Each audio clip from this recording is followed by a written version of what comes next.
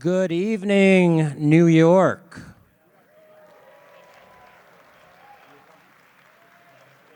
Welcome to the Minds Festival Ideas. You know her from Gutfeld and Timcast IRL. She headlines comedy clubs across the nation. Please welcome your host, Chrissie, Mayr.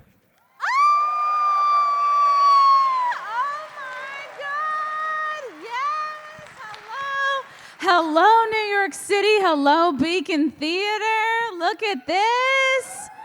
Wow, what a diverse group of white people. I'm loving this. Every shade represented tonight. Beige, eggshell. This is good. Hello, welcome. Nosebleed section. Sorry, we got the free tickets up there. This is great. Welcome to the Minds Festival of Ideas. A few people online were referring to this event as Grift Fest, which I don't appreciate. I would never take the opportunity to plug my new album live from January 6th on Amazon and iTunes. I would never do such a thing. I don't know why anybody would call this a Grift Fest. But yeah, this is great. I was a little bit worried that we might have some protests here in our fair New York City because of all the Roe versus Wade news that came out. Like just before the event, there was a woman outside earlier screaming like, I can have an abortion whenever I want. I was like, calm down, ma'am. Also, you're 70. So maybe you gotta cut some more coupons. I don't know. But this is a great event. I'm so stoked to be here. And I don't understand these women who are upset. It's like, look, they're not taking abortions away. And there's still so many forms of birth control out there available to you gals. Like the pill, condoms, having blue hair. All of those work. Me personally, I've just been relying on my personality. And that's been working okay for me. Some of you gals might be on the same type of birth control. You know what I'm talking about. It's annoying, right? Because same time, every day, you gotta tell some guy to pull out, you know? Okay. I didn't have to do that up top. I could have waited. We got a killer lineup. We got a lot of people coming up on this stage. I believe personally a woman should absolutely have the right to choose what happens to her body, except of course when it comes to the COVID vaccine. Then I'm just gonna shove that right in. I feel like my feelings with the vaccine are kind of similar to sex. I'm like, if you want to put something into me, you have to at least take me to dinner first, okay? I gotta get something out of this. But it's so great that Minds put together this event featuring some of the greatest thinkers from our time, from all different sides of the political and autism spectrum. It's really something. What a range, what diversity. When I was asked to host this event, I immediately said yes, followed by, what the fuck is Minds? Minds is an open source social network dedicated to internet freedom. Their slogan is, hey, at least we're not Parler. Minds is a platform with a blockchain-based social network. Does anybody know what a blockchain is? I thought it was jewelry. I was like, okay, can I have some? It's a blockchain-based social network. And you can apparently you can earn crypto from it, which I'm sure will come back. It'll bounce back, right? Any day now, it's gonna bounce back for sure. I'm sure, right? Minds was able to pull off something pretty incredible tonight. Something that not Parler, not Gab, not Truth Social, or Getter was able to do, and that is get all of their users in one room.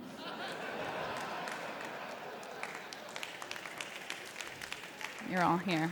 I hope you're all signed up. Big deal. Many of the people you will hear from tonight have been censored, have lost friends, family, and jobs simply over expressing their opinions. But don't worry, we also booked leftists. Don't worry. This event boasts an impressive lineup, a former Harvard professor, a presidential candidate, and someone who's been swatted 9 times. I've had to rewrite that joke twice in a month. Thanks a lot, Tim. You guys are keeping me on my toes. But censorship really is a huge problem, and that's one of the topics we're going to talk about tonight. The mainstream media received a ton of flack for ignoring Dinesh D'Souza's documentary about election fraud. It's called 2,000 Mules. And make sure you search for it on Rumble and not Pornhub.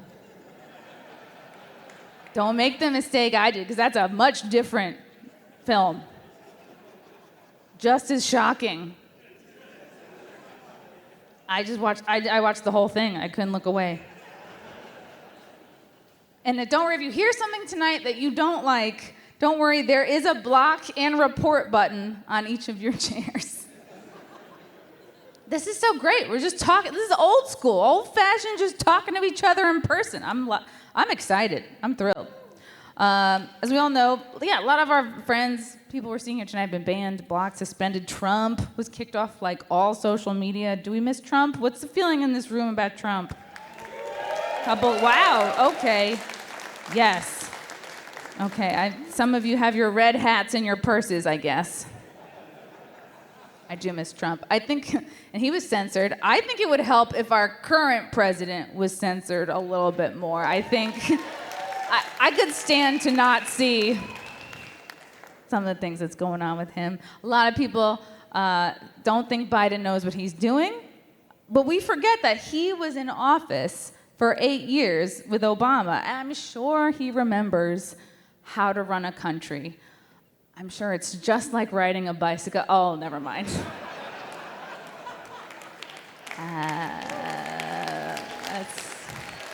That's tricky. It was the foot pedal. It was the foot cage. Yeah, well, it's all good. Oh, my goodness. Yeah, we didn't book Andy Ngo on the panel tonight because this is... Well, we got fans of Andy Ngo. We're sorry we couldn't book him tonight because this is New York City, and we didn't want him to get beaten up by white supremacists who happen to have very dark skin. We've all seen the subway videos. Okay, all right. James O'Keefe of Project Veritas is here. Ooh. Ooh. He and I have something in common. We wouldn't be where we are today without tight dresses and cleavage. Keep blowing those whistles, ladies. Because they use women to trick men into divulging information. Okay. But dresses don't solve everything, and I think a good example of this, everybody has been talking about the drag your kids to Pride events that were happening over the past couple weeks. I think the marketing was just off. I think the drag your kid to Pride event would have gone over so much better if they just called it something else. They should have just called it Bring Your Daughter to Twerk Day. I think that would have been good. I never knew how much drag queens love to read. Did you know? Did you know about the drag queen's passion for reading? If someone was going to ask you, what do drag queens love to do, especially with their mouth, I would not say reading. Wouldn't have been even in my top 3 guesses, but they love to read. They love to read stories. I think we should have maybe a compromise, and we can have the drag queens do audiobooks. That way they're in a soundproof booth away from our kids. And the only person they might accidentally like flash their balls to is like a guy working the sound, you know, like just Bob, the engineer. Yeah, he might like it, yeah. But knowing them, they'd probably want to do drag queen pop-up books like, my eye. Ugh. Or even worse, drag queen scratch and sniff books. Oh, no. Do you want to try that out? Would you be the test subject? Yeah, that'd be gross. That'd be gross. Yeah. Do you think we need maybe just to even it out? What if we had conservative drag queens? Oh, we already have a Caitlyn Jenner, I guess. We already have one of those. Some of you came from the VIP meet and greet. If you didn't, man, you guys really missed out. We got to see Tim Pool without his beanie. Yep. And it was also like 1,000 degrees. It was great. Ben Burgess is here. Any Ben Burgess fans in here? I think the person who is most surprised that Ben Burgess was invited to this event is Ben Burgess. Who is he? What does he do? I don't know. A lot of people are here tonight to hear Tulsi Gabbard. Woo, Tulsi fans! The former 2020 presidential candidate who gained national attention after publicly confronting Kamala Harris. She confronted her track record as a prostitute. I mean, prosecutor. Prosecutor. She knocked Harris off her heels and went viral. Not in the way Montel Williams and Willie Brown did, of course, but you know, I get one dad joke. Okay, she's so beautiful. She's so beautiful. She can make Hunter Biden forget all about Malia Obama. She's beautiful. Who else is here tonight? Destiny is here. Destiny is here. If Destiny's here, who's defending pedophiles on Twitch? Vashal. That's an easy answer. It's a festival of ideas, which is great. For example, Destiny believes minor attracted people deserve treatment and help. I believe the same, except my treatment would be helping them into a wood chipper. That's just me. I'm old-fashioned. This is great. I just received this note. I have to read it out. Please tell everyone I am not Adam Krigler. Thanks, Ian Crossland. P.S. Graphene, all in caps. Okay. A few people got very excited to see that the rent is too damn high guy is here tonight. I had to tell them that, no, that's actually Dr. Cornel West. You know, from the Matrix films, of course. Seth Dillon is here tonight. He's the guy responsible for the Babylon Bee. And no, it's not the same one that Amber Heard's dog stepped on. She shit in someone's bed. The panels tonight are not timed, so if you do hear ticking, that's just Majid Nawaz. Don't be alarmed. It's a terrorist joke. Okay. Topics tonight include the future of social media, healing the cultural divide, and my favorite, are you gay if you're attracted to Blaire White? We're all here to learn. We're all here to learn tonight. I'm so excited to bring up the first panel. I'm going to announce the panelists. When the lineup was first announced for this event, a lot of insults were thrown around. White supremacist, racist, incel, and that was just for the moderator of our first panel. Please welcome to the stage editor-at-large of Reason.com, Nick Gillespie. And our panelists, Ian Crossland,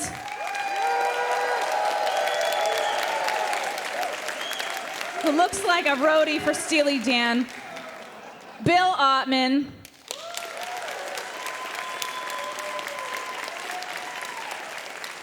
Blaire White,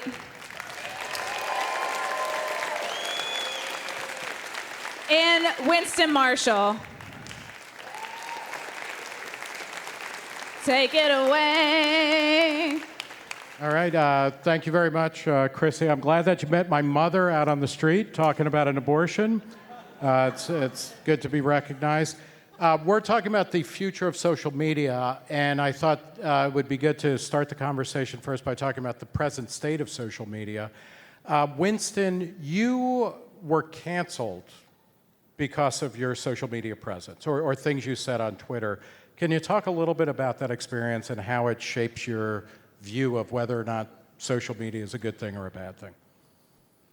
So I wouldn't say I was actually cancelled, but during the pandemic I was tweeting about books I was reading, and this ranged from Mao's Little Red Book to Tolstoy's War and Peace, but then I landed on Andy Ngo's book on Antifa and far-left extremism in the United States, and tweeted a congratulations to him for that book, and I called him brave.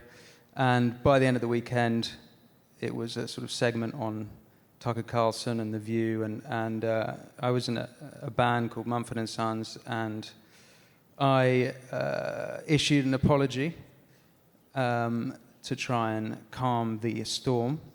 And then after a while, I felt like, and this isn't necessarily a comment on social media as much as the music industry or the creative industries, but there's such a progressive stranglehold on them that the band would suffer for me carrying on. So I either could have kept my mouth shut and carried on, or the decision I made in the end was to go, fuck this, I'm gonna keep hold of my soul, stand by what I believe in, which meant leaving the band.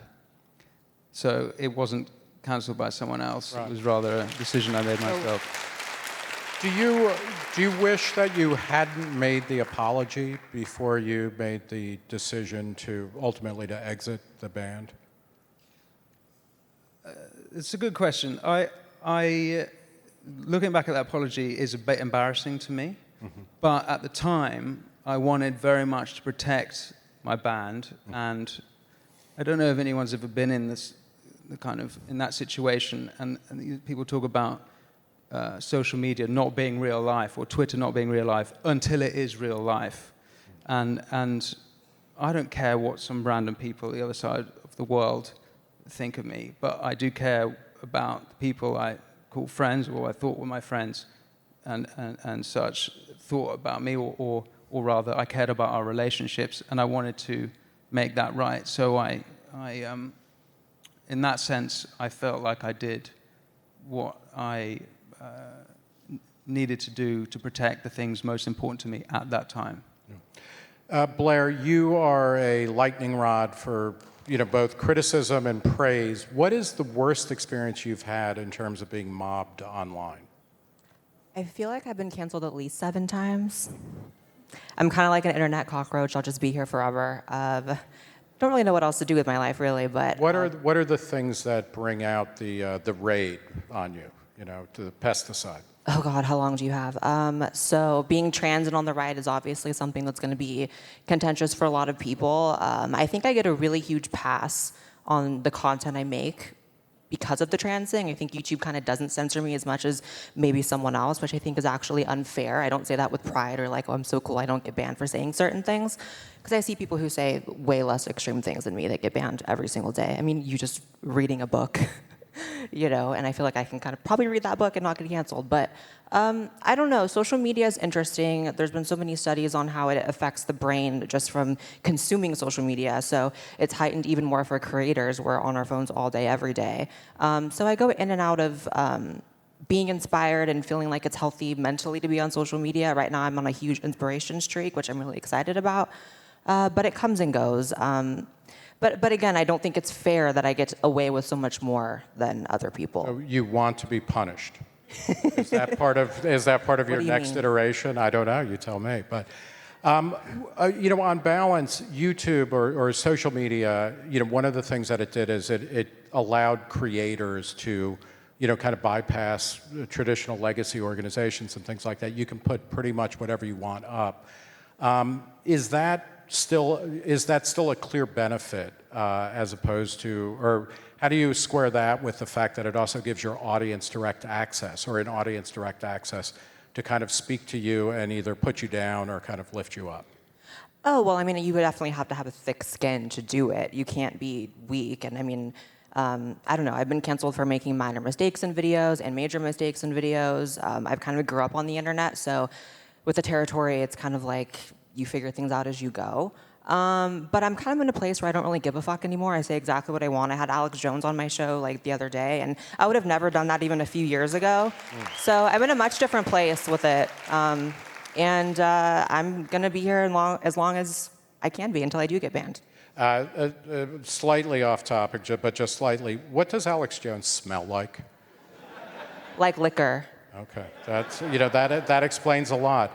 Bill, can you briefly for people, obviously people here know what Minds is on some level, but what is the guiding force? Like Minds is doing something different than what YouTube is doing or Twitter, or Facebook. Explain what that is and how that plays into what you see, not just as the present state of social media, but the future.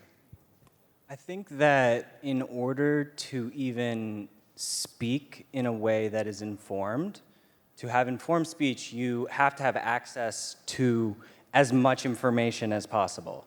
So if you're operating on a network that is censoring some extreme amount of information, you're literally putting the users in a position where they're not even able to educate themselves to make informed comments about the world. So it seems very destructive to me, this idea of limiting human access to information.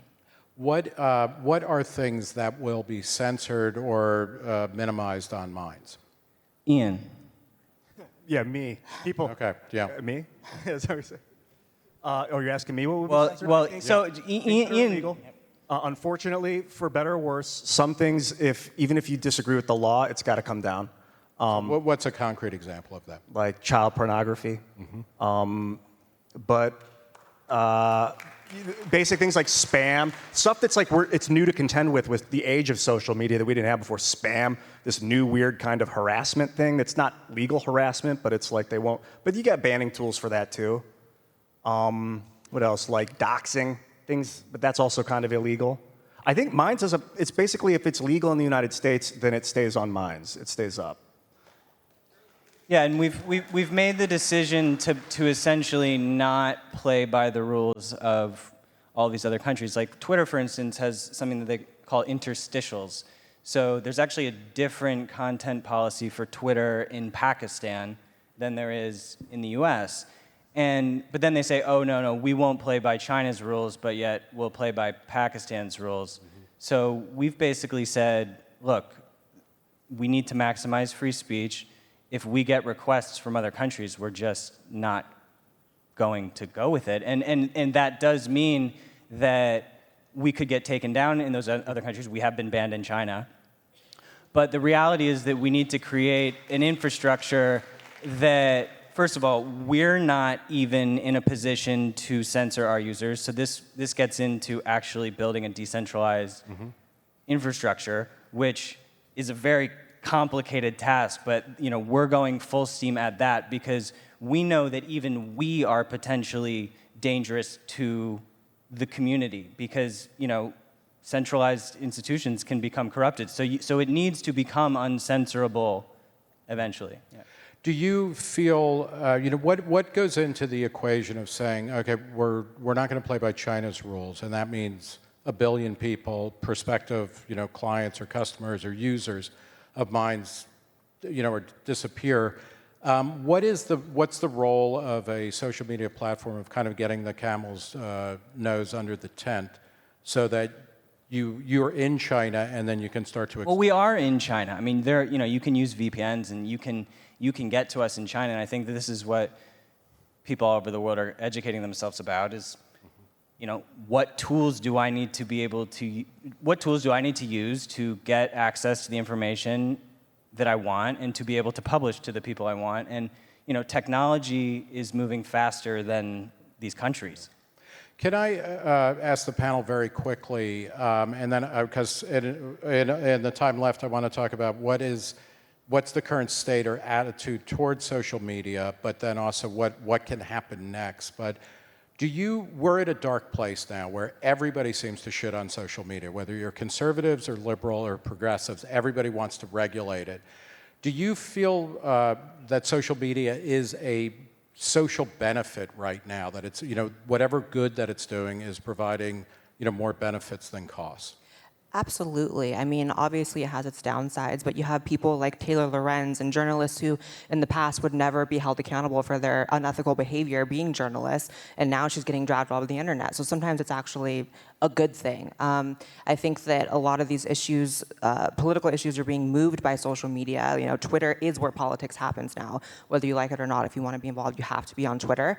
And like, I don't know if we're actually in that dark of a place. I think we're in a place where we could go one of two directions. We could go back to sort of the Wild West of the internet, maybe like around 2008, 2009, where things were a little more free, if Elon gets Twitter. Or it could be the opposite, where it could be kind of, you know, like the last few years. But I think we're moving in a positive direction, actually. I think it's a good thing. Winston? I've got a good example of social media doing good is that I run a non-profit organization in the UK to help Hong Konger assimilation, and that we've been able to organize and mobilize people across the country just through Twitter and Instagram and Facebook. And maybe, I don't know how it would have worked, or certainly wouldn't have worked as quickly as and effectively as it has done without social media. So I really do believe, even though I've experienced the negative side of social media, that it can be used for great good. Yeah, I mean, I think it's kind of like saying, you know, do books do good or bad? Right. It's just a medium. It's the newest medium, and it's evolving. So it's no different than any other prior version of Well, media. but don't you agree that it has more potential to empower and enfranchise more people to speak? Oh, absolutely. Yeah, mean, like books did, in the positive direction, in the same way that when, you know, books were flying off the printing press at unprecedented rates, it was changing the world in amazing ways. It gives people the opportunity to control their own distribution channels, which is absolutely groundbreaking. If you weren't in the entertainment industry before 2006, you had to pay someone to put your video on a TV channel that someone else owned, and it was like you were a pawn in the game, and now you run the game. But the brain, the human mind is susceptible to being warped, and it's dangerous to expose yourself to everything. I think it's good that you have access to it, but you need to be discreet about what you do to yourself. And this is it. It's like we're the pioneers. So how many hours a day do you limit yourself to Timcast? 3. Where you do? And then you're out, right? You're like, it's like an opium trip or something. Yes, it is like a 24/7 opium trip, man. Ian wakes up at 6:30 p.m. or 7:30 p.m. before the 8 o'clock show. I stay awake at night. Sometimes I'm up all night because that's when it's the quietest. Like my brain can reform. When you talked about distribution channels and things like that, do you guys particularly, where you were one of the founders of Minds, you work with Tim Pool right now. A lot of Tim Pool, it's interesting to think about a vast audience, but most of your audience you access through channels that you don't own, right? So like you could be taken down from YouTube, you could be taken down from Twitter, you could be from Minds. It's not going to happen, but it could happen, right? Is there a shift that should be made where the creators own the distribution channel as well as the content creation? But it's even if you're the sole owner, it's still dangerous for you because the NSA can come and make you give them your stuff. So like on a mesh, you want like a mesh network where the content is everywhere. And even if 75% of the mesh goes down, like if everyone's got their own cell phone and it's every piece of the hosting is like on every device, you're headed towards non-censorability. Like Verizon, these ISPs, they can flick off the internet right now. So I think mesh networking is going to be an aspect of the evolution of I don't know if you want to call it safety, but the development. Right, and the redundancy, right? Where it's, like the early internet, where it's distributed in a way that landing a nuke on it somewhere is not going to destroy the whole thing. Yeah, redundancy is a good way of phrasing it. Yeah, and what big tech has kind of gotten wrong, where I think they've failed us, they've done great things for us as well. I'm not, trying to be naive about the evolution that's happened, but like they haven't educated anyone about what a crypto key pair is. And a crypto key pair, it gets you access to your wallet. When you're dealing on an encrypted messenger app, your key pair is what makes it so that only you and the person that you're talking to can read those messages, and the company can't read their messages. Like on Minds Chat, we can't read people's messages. We don't want to. And so this idea of your keys associated with your assets, your money, your content, your social graph, Like that is where we want to go to, where it's a sovereign system for the creator. It's completely distributed, or as much as possible. Does that come at the cost of a mass audience? Bill or anyone, but I mean, because one of the things that you're saying is that, when you have that kind of peer-to-peer distribution, where does the mass audience exist? If that is lost, is that a bad thing? We're definitely seeing apps explode that, use cryptography. Like, Signal is doing great. Others are as well. And so I think that people can move really quickly. I remember, Blaire, when you first came on, mine's kind of in that wave with like Carl, and what actually spawned that initially when you first moved over? Do you remember? Yeah, just knowing that it's a ticking time bomb, being on YouTube, Twitter, Instagram, etc. Part of my life is just consistently watching all my friends disappear off those networks. So, it was a no-brainer. Mine's is great. It was a simple decision. Right, and I think that, even looking at something like Pokemon Go, which when it first blew up, Snorlax has been completely disappeared. But literally find 'em. Hundreds of millions of users moved in a week. So network effects can happen super quick. People can be running like zombies around Central Park, trying to find, some augmented reality stuff. It can happen fast. So I think that a lot of the alternatives, not just us, we're getting there where that kind of momentum can happen. It's kind of like breaking through on DMT. Right now we have a mesh network that's very slow, so it's not good, it's not adoptable to the masses yet. But as soon as that breakthrough happens and enough people are on the mesh, this is like IPFS. Maybe you could talk more about that. The entities we'll all be talking to the entities. Yeah. Well, yes, and maybe we already are. We are. I hope somebody out there understands. Yeah, we are. You can think the words instead of say. Yeah, okay, we'll get into that later. Winston, you, as part of Mumford & Sons, you were part of a band that, is extremely rare in that it had global recognition and a massive audience. Do you think that is possible in the future? Or as kind of distribution channels become more personalized, more individualized, and, you don't need big labels. You don't need centralized kind of distribution points. Can you have that kind of audience anymore? I just remembered, actually, the last show I played in New York was in this very room 2.5 years ago, just before the pandemic. It's cool. What's And that dedication to Andy No, probably not a good idea, right? What is interesting about how we came up before, we were a MySpace band, I guess, but before YouTube. Our first record, there wasn't really YouTube. I think it existed, but with the second album, we couldn't play songs live because it would get on YouTube and it would basically be released. So we had to kind of do things behind closed doors. The first album we wrote those songs effectively on stage, and we saw how the songs affected people in the audience, and we could see what worked and didn't work. So we didn't for the second record. But now, A&Rs at labels are not going to gigs, partly because there haven't really been many over the last couple of years, but they're going on TikTok and seeing what weird Irish sea shanty is kind of taking off, and that's how they're finding bands. It's a completely different, the music industry is completely different now. What about audiences? I guess, Bill, this goes to some of what you were talking about. With something like Pokemon Go, we shouldn't mistake that for a kind of ground level, bottom-up kind of phenomenon, right? Because it's coming out of a mega major corporation. Where on minds do people, where is the stuff that's bubbling up that then becomes the next big thing? And is the rate of that increasing? Or are we kind of bullshitting ourselves when we're like, no, everything is really distributed, but Verizon or Viacom or whatever is still really controlling huge swaths of how we talk about everything?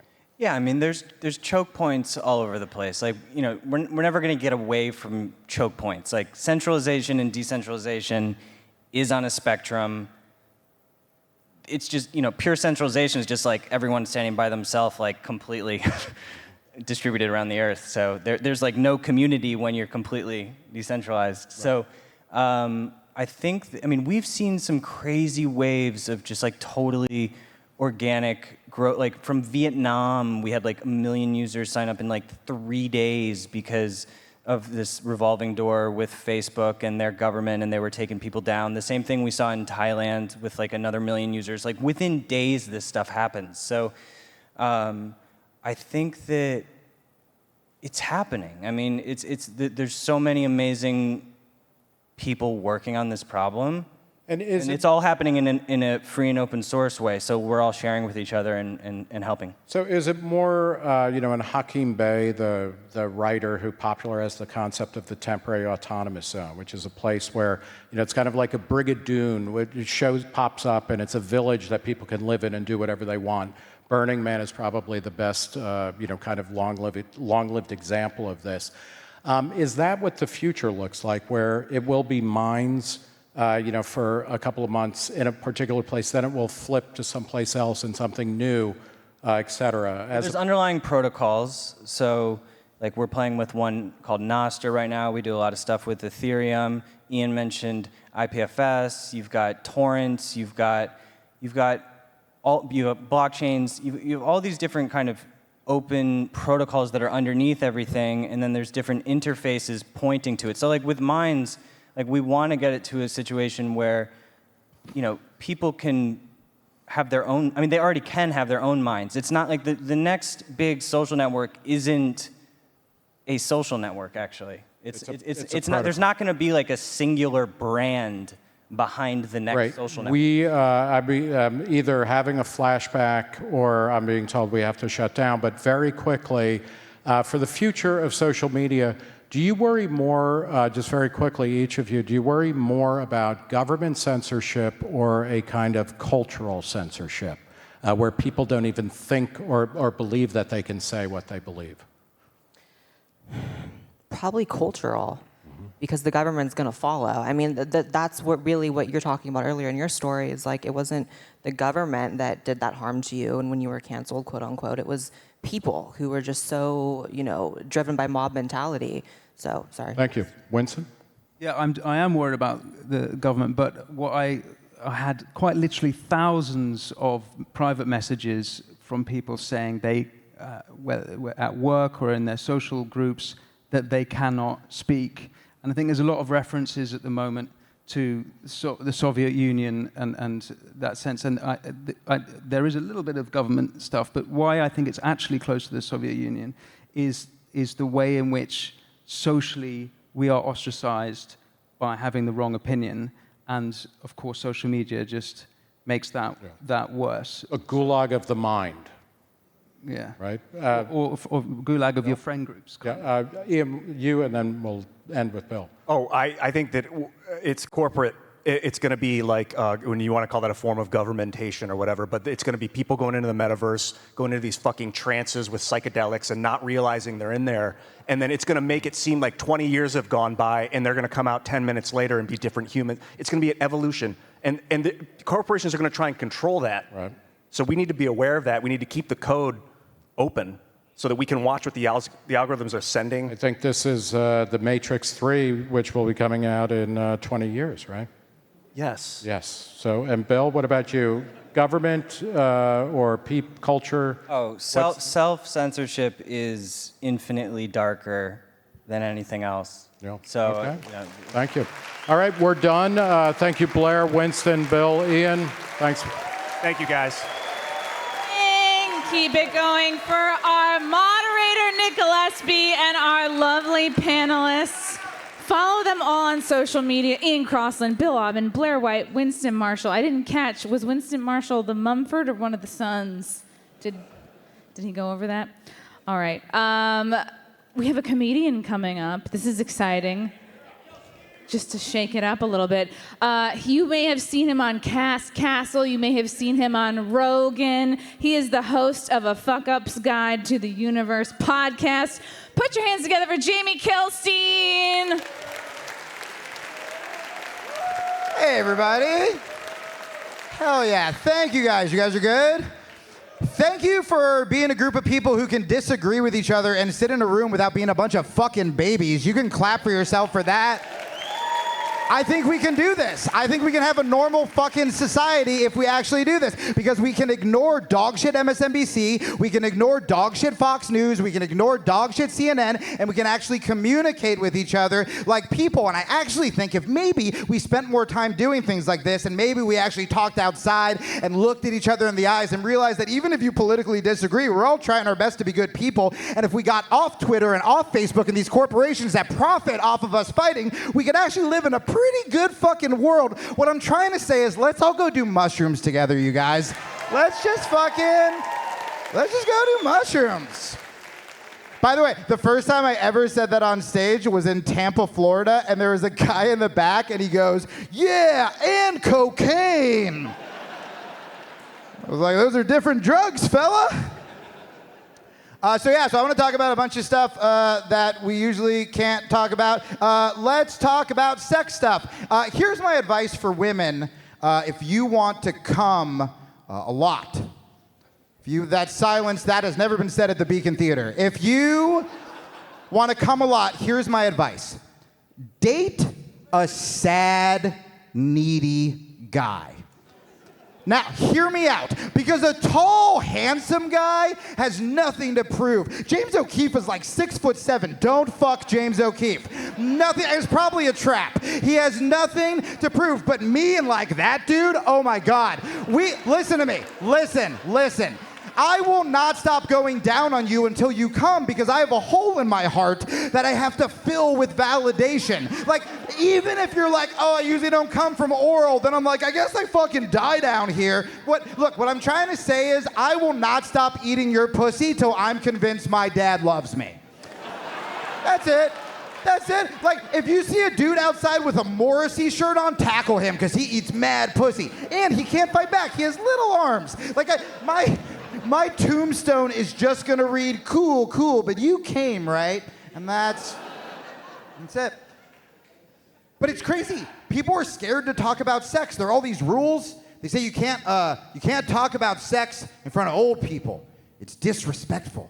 And it's like, man, old people have fucked so much more than we have. Like, our grandparents have seen so much more dick and pussy because that's all they had to do. They weren't sitting around like a bunch of dorks tweeting about NFTs. They were literally just at the carnival, fucking, then going home to their wagon and fucking. I don't know what old people did. But look, if you think millennial dick is good, try I survived the Pearl Harbor attacks dick. There's a little more urgency. Like, they were eating ass before it was cool, not because it was trendy, but just because they didn't know what they were doing and their doctors were bad. Their idea of birth control was like a prayer, a staircase, and a good alibi.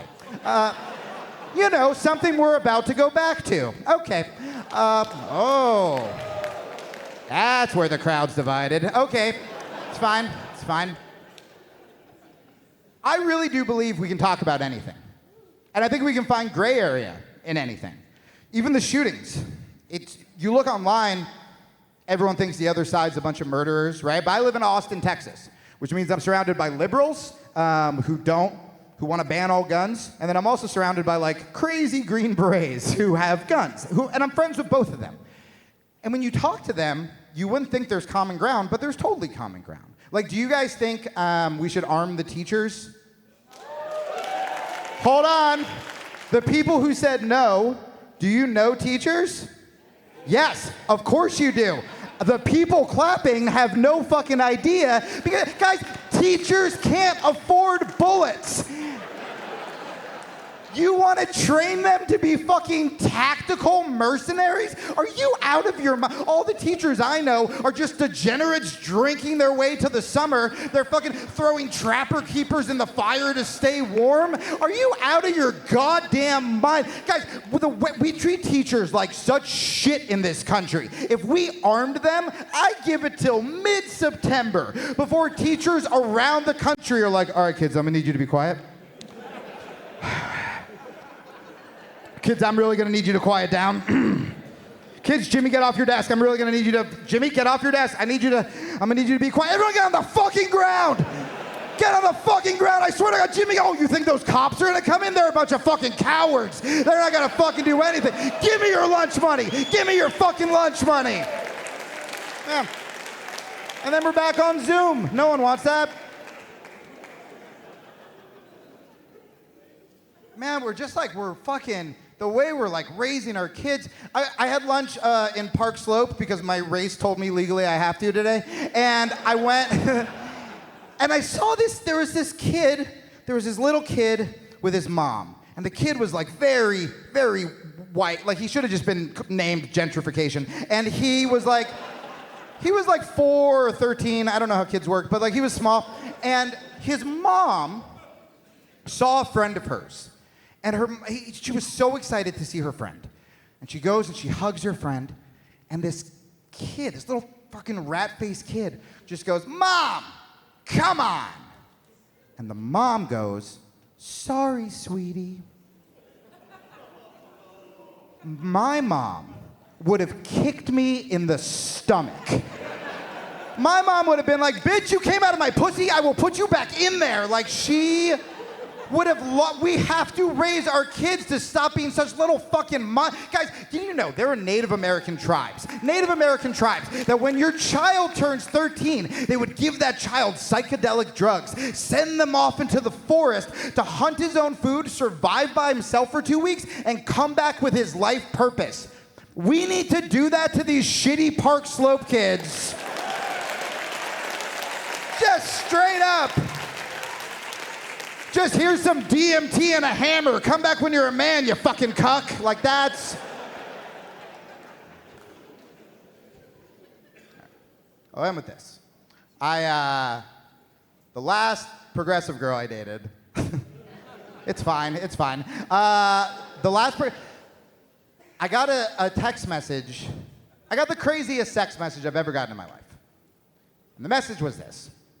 This girl texted me, and she goes, "When you get off stage tonight, I want you to come back to the hotel, and I want you to eat this feminist pussy." Yeah. Because what does that mean? Like, what is a feminist pussy? First of all, you can't talk dirty to me, then throw out a riddle. What the fuck? What the fuck is a feminist pussy? That just sounds like it's gonna yell at me. What is a feminist pussy? Are we marching? I don't know if I have the right shoes. Do I have to pretend I watched The Handmaid's Tale? What the fuck is eat my feminist pussy, then finger my socialist asshole? What does that mean? Does that mean we all get to finger your asshole? Does that mean if my finger gets stuck and I go to the hospital, there's a lower deductible? What the fuck is going on? Also, aren't all pussies feminist? Like by default? Like, were there any women out there yesterday who were like, keep abortion legal, and their frat boy ass pussy was like, get back in the kitchen? Like, what the fuck is going on? Guys, like, I realize we are politically divided as a nation, but not everything has to be political. Like, I've never been like, yeah, suck it for prison reform. Like, I don't. Thank you guys very much. My name is Jamie Kilstein. Enjoy the rest of the show. Thank you for coming. Have a good night. Oh my goodness, Jamie Kilstein, ladies, he is single, if you couldn't tell by that set. Single and ready to mingle with anyone with a heartbeat. All right. And now on to a serious panel about race. The moderator for this next panel has convinced a number of Klansmen to leave and denounce the KKK. Yeah. In other words, that means there are some spots available. So please see me and Libby Emmons after this, and we'll sign you right up. Please welcome the moderator for Healing the Cultural Divide panel, Daryl Davis.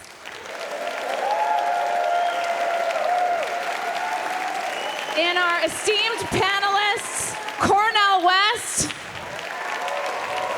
Dr. Cornel West, and Coleman Hughes.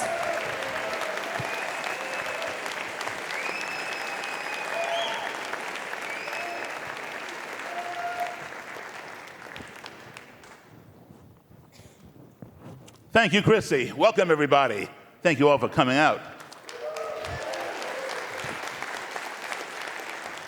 I am truly honored to be sitting here with two of the greatest minds, bar none, of my generation and of the future generation right here, Dr. Cornel West and Coleman Hughes. Give it up for them one time.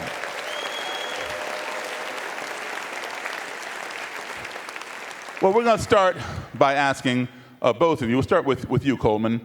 What is the definition of racism? Because I want to get everybody on the same page. We all have different definitions, so just we lay down the foundation so when I ask other questions, they'll know where you're coming from. Yeah, that's a tough question, deceptively simple.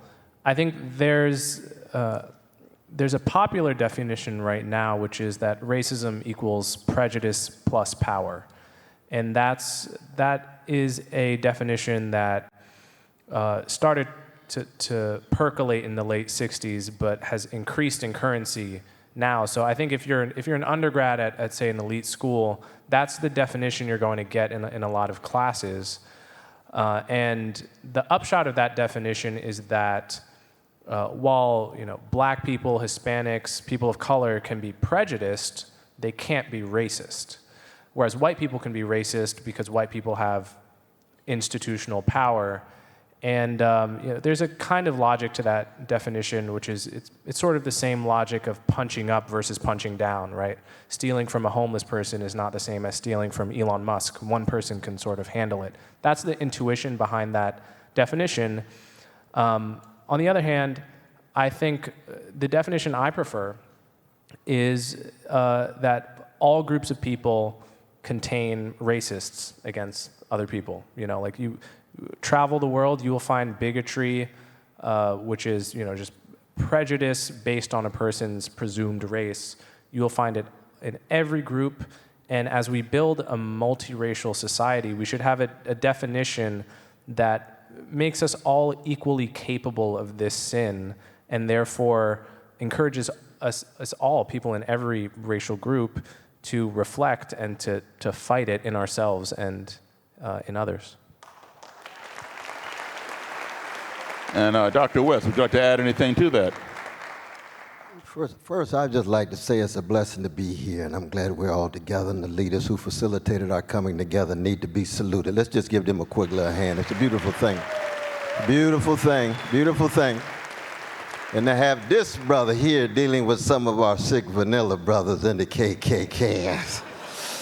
Whew, that's serious. But y'all understand, he's a blues man also. He's a great musician. Great musician. Chuck Berry, B.B. King, and others.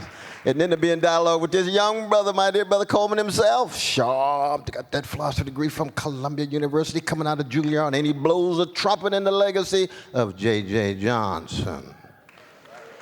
So you got two serious musicians, then you got somebody on the train but in the caboose. Because I'm just a blues man in life of the mind. But no, when you talk about racism, you're talking about a particular form of human evil. Ever since we emerged as a species, we've come up with ways of demeaning and devaluing each other. But the idea of connecting it with skin pigmentation is a way of trying to tell a particular slice of humanity, you're less beautiful, you're less intelligent, you're less moral. You ought to be walking around scared and intimidated and laughing when it ain't funny and scratching when it don't itch, because you ought to be deferential to those of us with another skin pigmentation. We see how evil it is, we see how absurd it is, but white supremacy is still alive.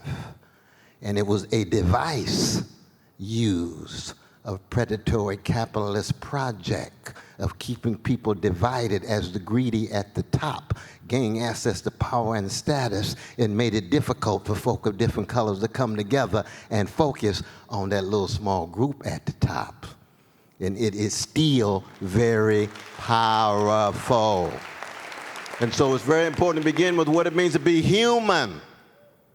You got misogyny, you got homophobia, you got transphobia, you got losing sight of Jews and Arabs and Muslims and Arabs and a host of others, Palestinians and others. Whole host of ways in which we human beings have been so creative in putting other people down, cowardly. And yet at the same time, thank God, anytime you talk about racism, never overlook. And thank God our dear sister Margaret Kimberly's here. She's one of the last great truth tellers in the culture. You can't talk about racism without talking about those who fight against it. And it's not just a function of skin pigmentation. It's a matter of spiritual formation and ethical cultivation and moral action. And there's a variety of histories of people of different colors who fight against racism, sexism, and other evils. And so always keep in mind the balance, because in our culture, it's so spiritually decadent these days in terms of the way in which we talk about it. We don't want to talk about the resistance and the resiliency of the people. All we want to do is talk about their victimhood. But human beings in the end are never just victims. They come out swinging like Muhammad Ali, swinging like Ella Fitzgerald, and swinging like these brothers, brother playing the trumpet, this brother playing the piano. All right, let me ask a question. Thank you there, Dr. West. You mentioned, Coleman, that some people think that black people cannot be racist. It's reserved for white people. What are your thoughts on that? Can black people be racist? Well, yeah, I mean, this comes down to how we want to define words. Our definitions of words should have a purpose, right? Like, words are useful. The word racist is useful precisely because we agree it's one of the worst sins to be a part of. And once we define it that way, if we say certain people can be racist and others can't, we are essentially devaluing the racism, certain kinds of racism, and valuing other kinds of racism more. And again, I get, given slavery and Jim Crow and the laundry list of atrocities that black Americans have endured, why people have the feeling that one racism is worse than the other. What I worry about is that when you say certain kinds of racism are not real racism and certain kinds are, what happens in the long run is you're going to get a kind of white ethnic identity politics where it's, the kind of white person that voted for Trump, and the kind of white person that is less likely to live in New York City, and if you're an elite, you're less likely to meet these people unless you're traveling around the whole country. And they're going to hear something like, black people can't be racist, and say, well, who's looking out for me? And then that we, as a country, we inch towards a situation where it's a war of all against all, right? So I'm thinking about how do we which ideas best serve the prospect of an American multiracial, multi-ethnic democracy for the next 500 years. That's what I'm thinking about. And when I reject an idea like black people can't be racist, that's what I'm thinking about. Like, what is going to be the foundation that's going to make sure this country doesn't split into two in 100 years? Right. Okay, so now there are some people, black and white, who put forward that the cure to racism is simply not to talk about it. If you don't talk about it, it goes away. What are your thoughts on that, Dr. West? Well, any form of denial is childish. You're going to reap what you sow. Freud said there's a repression, a return of the repressed. So sooner or later, you have to confront. Malcolm X said chickens come home to roost. But on this issue about, my dear brother, you tell me what you think about this, whether black people can be evil or not, because racism is a form of evil. And all we got to do is look inside of ourselves. Can I be evil? Hell yes. You talking about denial? I can't be evil? Please, get off the crack pipe. Do black people have the power to exercise some kind of agency against white folk because white folk are white? Of course they do. You can get slapped upside the head as soon as you get out of this theater by a black person. How come you did it? Because you're white, motherfucker. But that's a racist act. What black people don't have, and you tell me, is institutional capacity. We don't have a black supremacist civilization for the last 400 years that enslaved white brothers and sisters for 244 and lynched them for every 2.5 days for 50 years and still put them down. That's institutional capacity. So that, of course, black folk can be racist because black folk can be evil. Black folk can be good. Black folk can be beautiful. Black folk can do a whole lot of things, like any other human being, you see. So that denial is not even an option unless, and this is part of the history of the worst of this country, unless you want to lose your democracy and end up with a fascism. Then you can deny it. Then you can move from womb to tomb and think that somehow in the history of your democratic experiment, you don't have to say a word about the way you treated indigenous peoples, the way you treated black folk, the way you treated Jews, the way you treated Catholics, the way you treated a whole host of folk who were demonized, ethnic-based, race-based, and now we're dealing with the hatred of women. Everybody knows if men could have babies, it'd be a qualitatively different discourse, wouldn't it? Qualitatively different discourse. You see, so misogyny is real. The value of a woman's life being less is very real. That's not just rhetoric. That's not just cant. That's lived out every day in people's lives in that regard, you see. So I like to talk about it much more in terms of moral and spiritual standards, cuts across our humanity. And I'd like to talk about it in terms of good and evil. And when you cast it in that way, then the question becomes, what kind of integrity and courage do you really have? Or what kind of cowardliness and how much conformity is really pushing your behavior? That's a different level of discourse, it seems to me. Does that make sense to you, though, brother? It does make sense to me. The one part of it I would quibble with is, do black people have institutional power? I mean, that is a question. I mean, it's easy, I think, to just say no, and the answer is no throughout the vast majority of American history. In the year 2022, we should begin to question that. Well, I think we've always had institutional power. We just haven't had the ability to create a black supremacist civilization. That's a different thing. That's a different thing. That's a level of degree and gradation. Yes. But we have institutional power. We got black families. I just met your beloved father. Oh, but even beyond that, you know, you look at a city like Atlanta, I think had like 6 black mayors in a row, majority black political class. You know, there are, and in addition, cultural power, right? Like the cultural force of black America, the number of people I've met from like, I remember once I met a guy from Serbia that was like my age, and Tupac changed his whole life.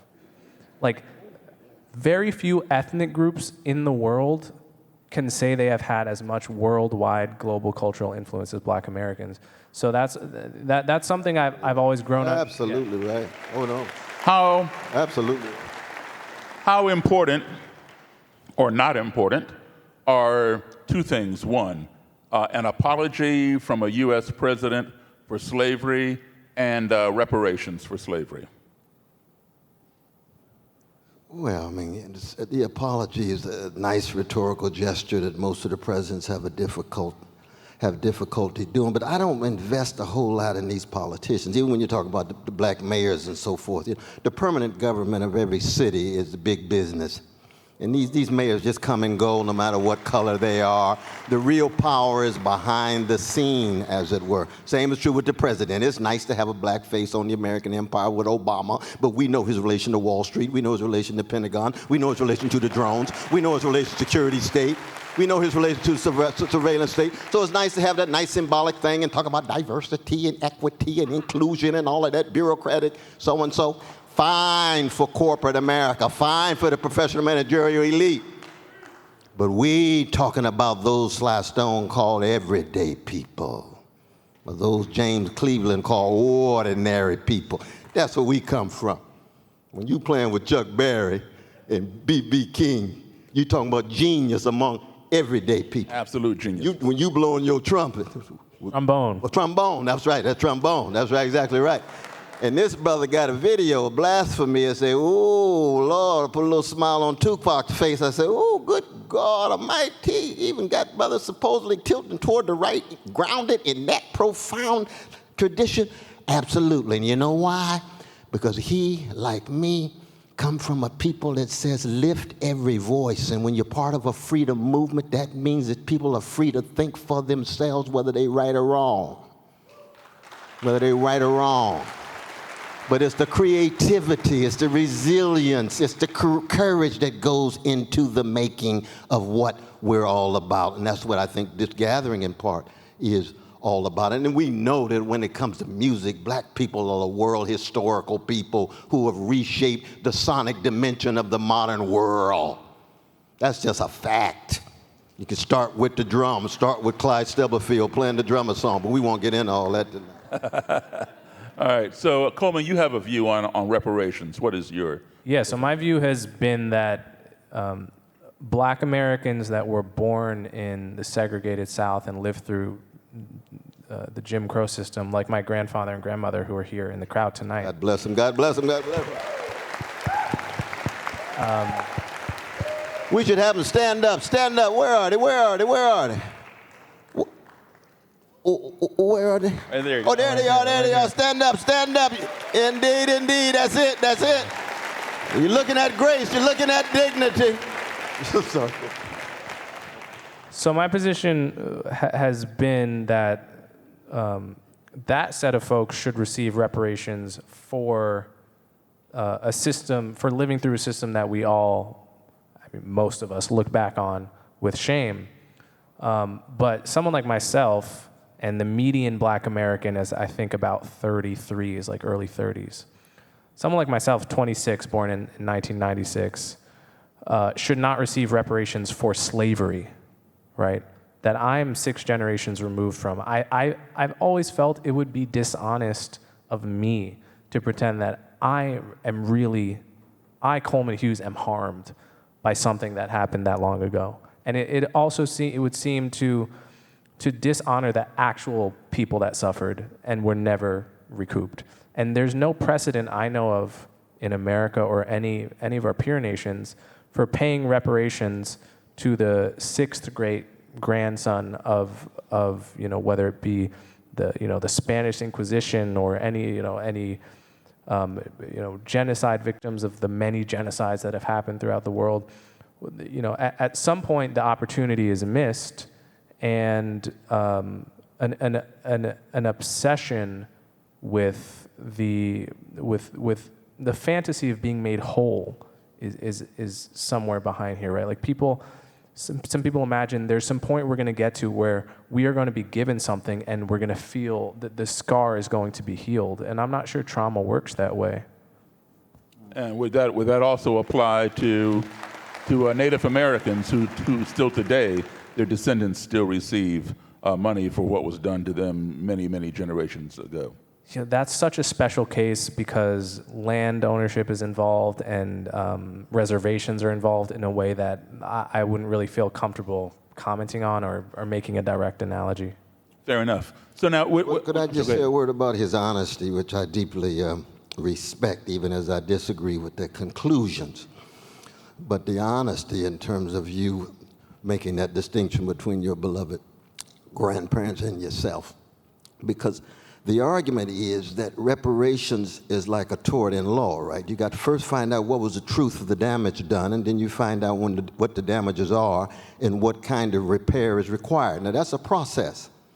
We can't jump to the conclusion and see what we're going to end up. Let's just first find out the truth of the past. What was the role of slavery? Why was one slave worth more than most of the other objects that were on the market? Why was slavery as an institution more profitable than all of the factories of that day? Well, they were pre-industrial in some ways, yes, but also because it was the economic foundation. And after slavery, there's neo-slavery. That's what Jim and Jane Crow was, right? Massive neo-slavery with American terrorism, the public face of that. And then you got the GI Bill with my father. Right? The GI Bill was what? Excluded what? Well, so first, Social Security excluded what? Agricultural laborers and domestic maids. How come? Southern elites in the Democratic Party did not want it to apply to black people. So Social Security is one of the great progressive acts, but it didn't apply to black people. Then you got the GI Bill. Well, my father and others go to fight for the country, but still have tremendous difficulty gaining access to the benefits. So that when you talk about reparations and damage done, it's not confined just to the barbaric slavery between 1776 and 1865, but this racism is continuing by the time it comes to your house and you say, ooh, Mine is much less than my grandparents. You're absolutely right. It is much, much less, no doubt. And if you didn't want to take it, I can appreciate that very much so. I'm not sure I would necessarily take it, but I fight for the truth. Because I'm not in it for the money, I'm in it for the truth. I want to find out what happened. I want to find out how you go about repairing it. The same kind of question you raise to indigenous people. We don't know the answer to those questions because we haven't pursued. We can't even get an apology, let alone a serious investigation. Right. You see what I mean? So it's just a matter of how committed are we to the truth? The condition of truth is to allow suffering to speak. If you don't want to hear the suffering, you're not interested in the truth. You're interested in your own individual project. Oh, that's a different issue there. Okay, so would you, to both of you, start with you, Coleman, your views, are they based more on your research and collection of data, what data states, or your lived experience? Yeah, that's a good question. I think inevitably, so there's two ways in which lived experience matters. One is in the more trivial way, which is, all the books I've read are also my lived experience. Like, that's part of my experience. And but the books that you've read are more like your vicarious experience because you're reading about somebody else's experience, right? If I'm reading a memoir, but yeah. So here's what I mean. I mean, the sum total of my experiences is of course the foundation for all of my beliefs. If you include the experiences of conversations I've had that have changed my mind, books I've read, and as well as what we tend to think of as lived experience. But what people usually mean by that is like, so I'm from northern New Jersey. I'm from Montclair, New Jersey, which is a very nice and diverse, Montclair, suburb, 30-minute drive from here. That's where I grew up. I grew up around such and such kind of a person. I went to such and such kind of a school. I had such and such kind of a parents. And does that account for, say, my view on reparations? I think that is a very tempting line of thinking. But, truth be told, I think the truth is people who check all the boxes of having my lived experience in those ways, the sort of biography looks pretty similar, often have a totally different set of views. And so my favorite example of this is the greatest black liberal writer, in my opinion, and the greatest black conservative writer, in my opinion, of the 20th century, both grew up 5 to 6 years apart in the same neighborhood. That would be James Baldwin and Thomas Sowell. So it is, what I'm saying is it's easy to sort of write people's views off wherever they come from as, oh, he just thinks that because he's from the ghetto. Oh, he just thinks that because he's from the upper crust. But the truth is, you dig into people's views, you usually find people think how they think regardless of where they're from. And so I don't tend to focus too much on a thinker's lived experience or even my own. And what about the data? Well, yeah, data is very important. You have to pay attention to data, although, the older I get, the more the more I realize how much data is routinely spun and manipulated, and I get very frustrated at the sort of I have a friend getting a PhD right now who calls it a drive-by citation, right? You're reading like an article and you just, bam, cite one paper about a very complicated literature as if it proves everything, and it's the data, so if you haven't read the study, you have to shut up about the issue. And I think that's a worrisome trend. So people can sometimes place too much emphasis on data. Thank you. Dr. West, what's your take on it? Data, lived experience? I'd like to talk to your friend about what goes into the writing of a dissertation, though, because he's got to do a little bit more creative synthesizing than that, but I know you'll be able to work it through with him. But no, the greatest Marxist economist of the 20th century was Paul Sweezy, whose father was vice president of J.P. Morgan. Meaning what? Meaning that people make choices and judgments based on how they conceive of the world, and it goes far beyond background, environment, far beyond family, far beyond neighborhood. They think critically for themselves, they act courageously, and in my own particular case, my views are fundamentally rooted in the West family of Irene and Clifton, as mom and dad both passed, but their afterlife forever working in my life. Shiloh Baptist Church that told me that it's better to be a corpse than a coward. That told me, if the kingdom of God is within you, then everywhere you go, you ought to leave a little heaven behind. No matter how cracked a vessel you are, you're just trying to love your crooked neighbor with your crooked heart. Well, that's what I was exposed to, and I believed it. I fundamentally believed it. In that sense, I'm a fundamentalist Christian, but I don't get along with one of my fundamentalists because they fundamentalist about something else.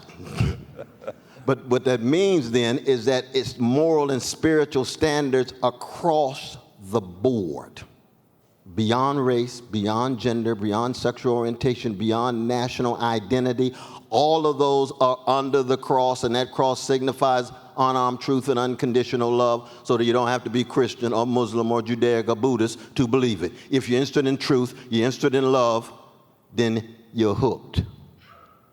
You're hooked. Amen to that. Now, there's some folk would say, well, I'm not interested in truth, I'm not interested in love. What you interested in?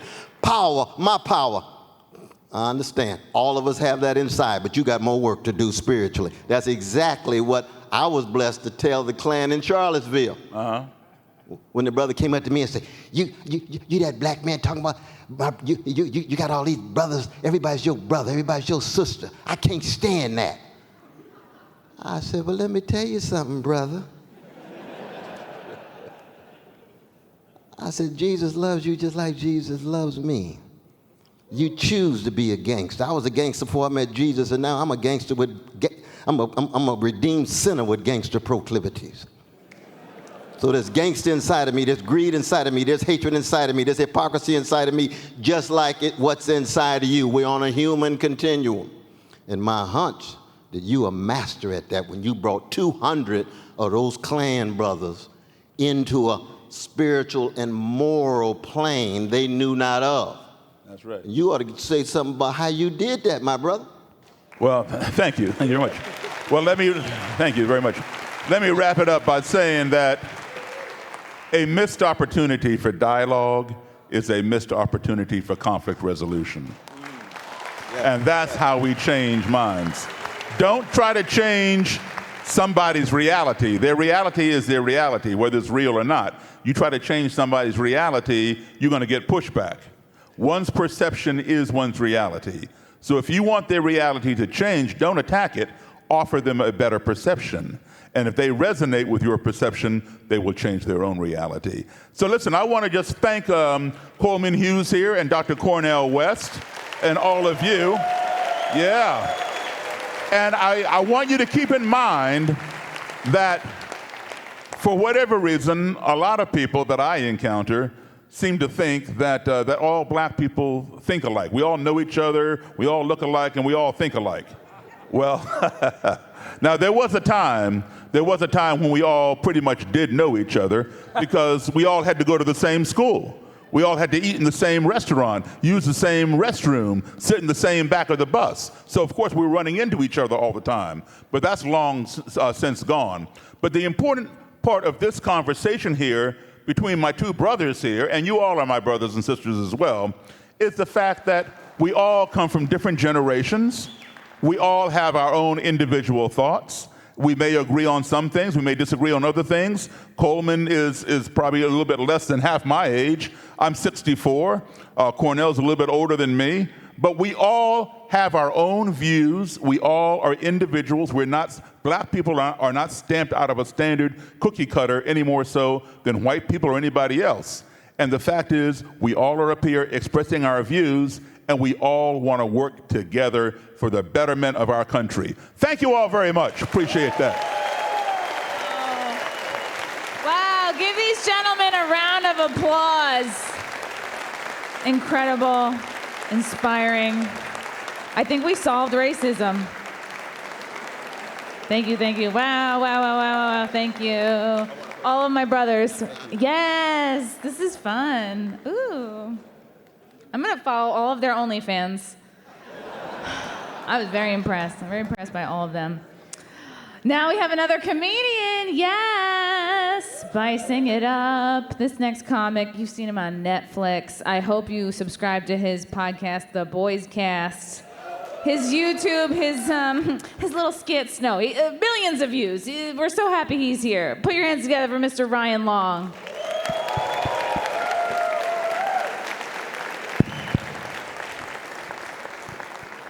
Yo, can you guys think of a worse time for a white comedian to come do some comedy right now? I'm looking at my set list. I was gonna do 7 minutes on how slavery was great, so throw that down the fucking drain, huh? Because Tyler Fischer was supposed to go up. He didn't show up. By the way, I'm allowed to do race jokes too. I'm actually mixed race, half Irish, half English, so it's all good. Irish, the least proud whites. Is that not true? And Italians are the most proud whites. See? Dude, Italians are fucking stoked to be Italian. I feel like Italian people do a DNA test every morning just to be like, fuck yes, to fuck Italian. Yes. Yes. They love crosses. How do you guys like this hellhole, New York? This is what I saw outside of my house 2 days ago. Guy and a girl were arguing. The girl looks at the guy. She goes, hey, listen, I showed you my titties. Now give me the McFlurry. So those are the deals that are taking place. Titty for McFlurry exchange that went south. Well, I guess the girl showed the titties, and the guy was like, nah, that ain't McFlurry titties. Those are nugget titties tops. And I'm not even from here. So I moved here from Canada, so I'm an immigrant. Yes. No, I wouldn't expect you guys to understand my struggles as an immigrant, but to America, the land of the fat. Even doctors don't want to say fat right now. They're like, listen, if you could be 30% less brave, that would be great. If we look here at your height to empowerment chart, getting a little bit close to morbidly courageous. Do you guys not know that you're the fattest country? It's the only country that has eating competitions. They don't have like a Yemen hot dog eating competition. And American fat people don't even win them. Tiny Asians just crush, destroy American fats. The one sport. By the way, if you move to New York to be like a competitive eater, you better be famous, right? Because that's not a very cool job to be like a struggling competitive eater. Your chick's like, do you eat all the food again? You're like, never support my dreams. You guys pumped or bummed about abortion? What are you thinking, huh? Yeah. Anyone getting abortions today? Okay. Whatever you think about abortion, do you think it's possible that there was one abortion doctor that got into being an abortion doctor just because he really fucking hates babies? Is that... He was gonna be on a normal doctor, and then he was on a plane with a baby that wouldn't stop crying. He's like, if you can shut up, I gotta do my doctor work. If you don't mind, he gets played, goes, I'm changing my major. Is that? Or like one doctor that does transgender surgeries, cutting off the dicks, that like just fucking hates men, like a girl. Do you guys not think this is a thing? She's like, I fucking hate men, they're the worst. And they're like, yo, this new job where you just cut their dicks off. You telling me that would be fun? Show up with 2 katanas? Cling, cling, cling. When you love what you do. Wearing the dicks on a necklace like a warlord? You're telling me that's not fun? Telling me that's not a good job? I have a friend who's in like a very progressive relationship. So he's getting married and he's gonna take his wife's last name, but he's gonna take his first, both gonna be Doug Smith. So it's like my mic just went out, didn't it, huh? Can you believe this shit? First I'm going up after slavery, now my mic's getting cut? No, I'm just joking. You know what my favorite like peak 2022 show is? There's this new show on Netflix called In the Dark. It's about a blind detective. You like it? It's a piece of shit, right? And dude, it's insane. And the show's kind of in your face like, what? What's the problem? She can't be a detective because she's like, you're crazy? You know what I mean? You're kind of supposed to watch the show and be like, I can't believe I used to think they couldn't be detectives. Like, now that I'm educated, blind people should be surgeons and fucking... In fact, I hope my cab driver's blind. Like, yeah, it's ridiculous. Yo, you could be the most like Hollywood person in the universe, but if your like daughter went missing and the detective showed up with a blind cane, like, what's up? I'm the detective on the case here. Do you mind if I feel your face? I just want to get a read. You're like, we're behind you. You're like, oh, because I'm blind. I can't. Like, I'm fucking crazy for thinking maybe every person shouldn't have every single job. If I hire a roofer and he shows up in a wheelchair, I'm not gonna be pumped. I apologize. Just wheeling up, like, no, I'm amazing at what I do. You just gotta get me up there. People are hyped up about politics in America, though, right? I have a friend, she's like, I've never had sex with a guy that has different political views than me. And I'm like, you probably have, though, right? Little technique dudes will use called a lying. She from Brooklyn. She means she haven't fucked a dude where it's obvious. Guy shows up with like a January 6th commemorative shirt on. She gotta fuck that guy. Dudes are stupid. They know if they're talking to a girl from Brooklyn, they gotta be like, Bernie Sanders is so sick, unzip. You know. You know. Same reason you're talking to some girl from Texas on Tinder. She got a Let's Go Brandon shirt. You telling that girl your pronouns? That's your game? Your pronouns will be zero pussy. All right, I'm gonna get out of here. I guess a little bit. You know, girls can talk shit about dudes on the internet pretty easily and get us in trouble, right? But maybe that's payback from we used to get to call girls witches and just have you burned at the stake.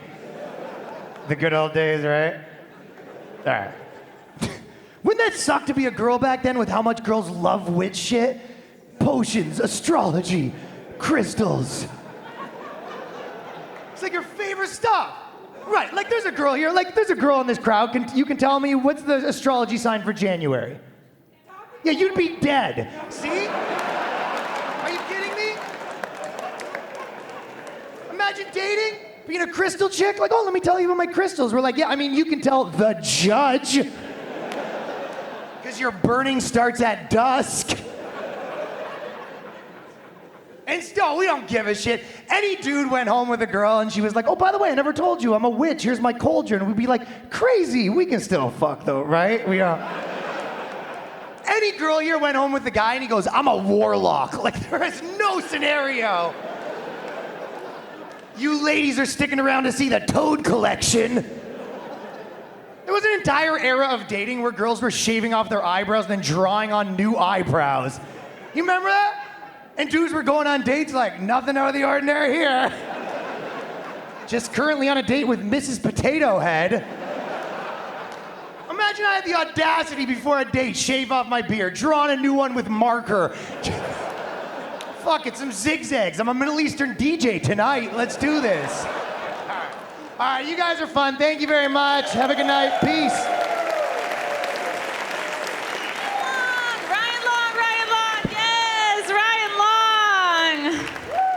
Canadian, but we love him. One of the good ones. Oh, wow. The moderator for this next panel, by the way, we're about to discuss satire and disinformation. Where is the line? I don't know. Do you know? The moderator for this next panel is a brave trans person who accomplished great things as a woman. Ladies and gentlemen, put your hands together for the British women's deadlift record holder, Zuby.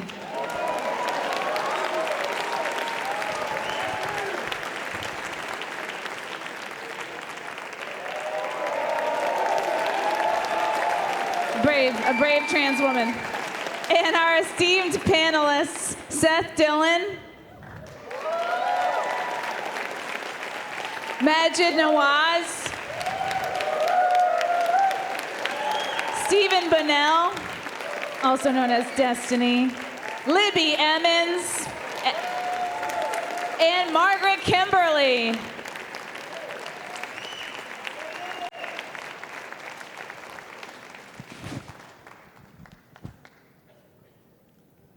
Hello, everybody. And a quick round of applause for all the wonderful panelists right here today and everyone who's been speaking. Thank you. So today we are going to be discussing the line between satire and disinformation. Now, the first question that I would like to ask this panel is why is it so difficult to determine satire from reality these days? I think perhaps we should start with Seth. Well, you know, for one thing, we're having a hard time making a joke that's funnier than what Democrats are doing in real life.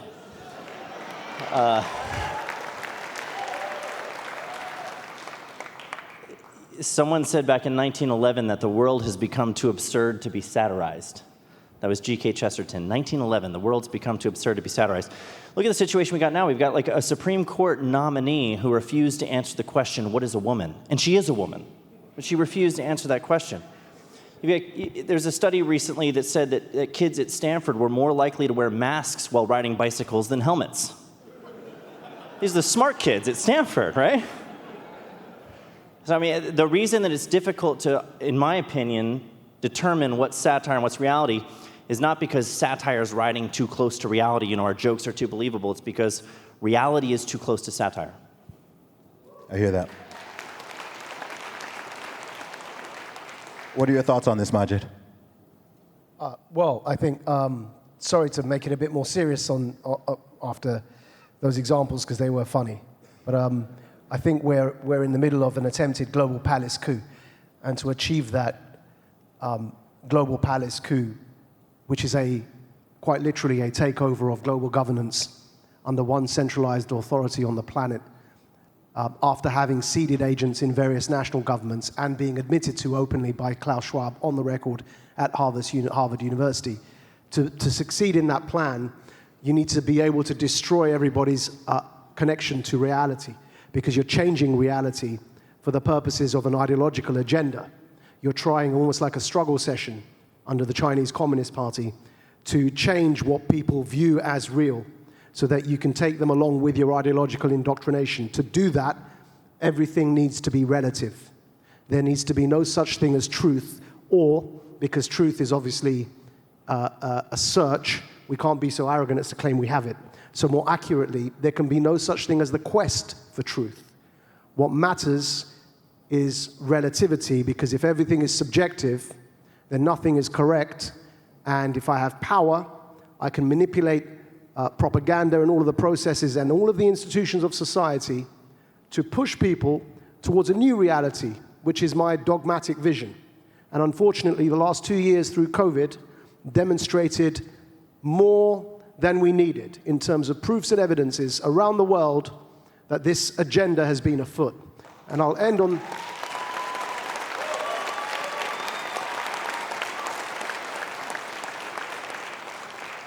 I'll end on this note, because I like to think I'm not a stupid man.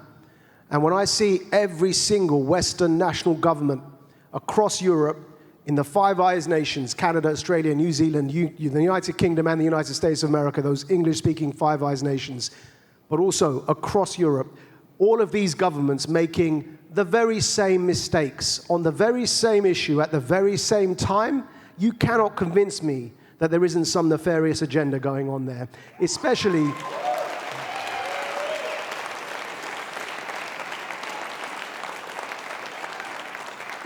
when we know what we know now, and the data is present. So every single one of these vaccine companies, I don't call them a vaccine, let's call them jabs. Every single one of these companies. Let's start with AstraZeneca. First, they had to withdraw their jab from the market because they said that if you're under the age of 30, you're going to get a blood clot. This is the British vaccine, right? The jab. Then they had to, a week after that, withdraw it for under 40s. They said you're going to get a blood clot if you take this jab. That's no longer available, by the way. If anyone didn't know that, you can no longer get the AstraZeneca jab if you're under the age of 40 because it's going to give you blood clots. That's no longer a conspiracy theory. That's just what it is at the moment. After them followed Moderna. Now, you may have heard those conspiracy theories where people were presenting the scientific evidence saying that in these particular jabs, there are some foreign elements. Now, people called that a conspiracy theory. If you go to Reuters, I'll bring the receipts. If you go to Reuters and look up Moderna, Japanese withdrawal, foreign element, you will find the Moderna jab was withdrawn, hundreds of thousands of vials were withdrawn from the Japanese market because they were found to have contained foreign elements.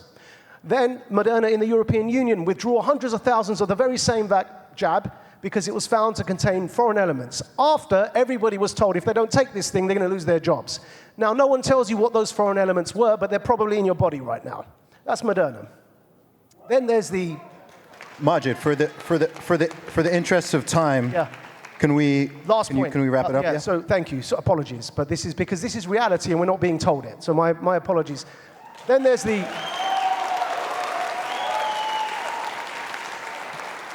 Johnson & Johnson. Now that's also been basically the CDC, your CDC in this country have told you, don't take Johnson & Johnson, we can no longer recommend it. That's just a fact, it's in the news.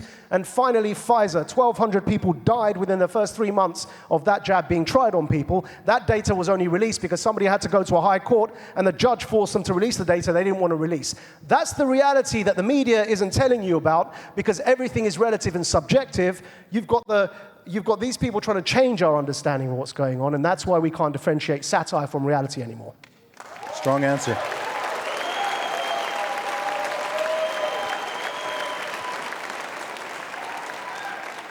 That's deep right there. Destiny, what are your thoughts on this topic? I didn't realize I was going to see the satire reality distinction done on the panel, but I think that the truth is, I think the truth is far more boring sometimes than we care to admit. I think that the truth is we're just not very much interested in what is real or what is true. I think we all kind of have these ongoing political or ethical narratives that exist in our mind, and I think we like to shop around for opinions or ideas that kind of either reinforce or go against it, depending on what kind of media we're consuming. I've been doing, streaming political stuff for 6 or 7 years now, and I'll be honest, I could tell everybody, if I do a huge stream where I'm attacking everybody on the left or I'm attacking everybody on the right, I'm going to get a ton of views doing it. If I do a stream where we just read, studies about hydroxychloroquine or metal shavings being found in a couple of vaccines that caused them to get recalled in Japan, that's going to be way less sensational than saying that there were foreign agents found in vials in Japanese vaccines that were withdrawn and never explained about, which they were. People talk about these things. But I think that engaging with the actual truth of the matter of what's going on is always going to be secondary or subservient to whatever political agenda you have. It's just way more exciting to pretend that we live in a Tom Clancy novel where there's this collaboration going on between all of these governments around the world than the idea that sometimes people mess up, sometimes even experts get things wrong, sometimes your population genuinely disagrees with you. It's not a corporate lobbyist or a shady boogeyman causing the government to do things that you hate. It's actually just your neighbor that you never talk to anymore because you're too busy spending time online than with your neighbors who actually has substantive disagreements with you about the way that you run your country. So yeah, I would say that the issue between satire and reality is that reality is something that we never cared for anyway. It's just way easier to avoid it now than it ever has been in the past.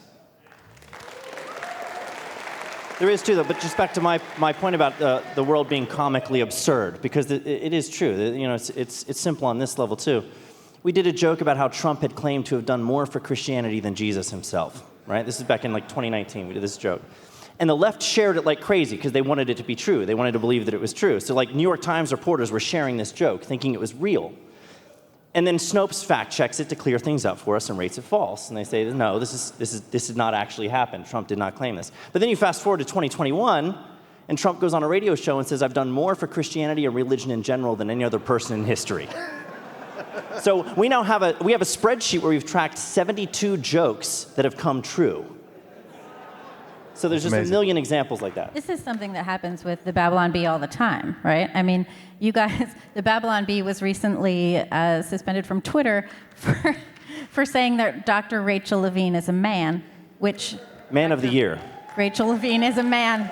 I don't know if Levine is man of the year necessarily. I wouldn't go that far, probably.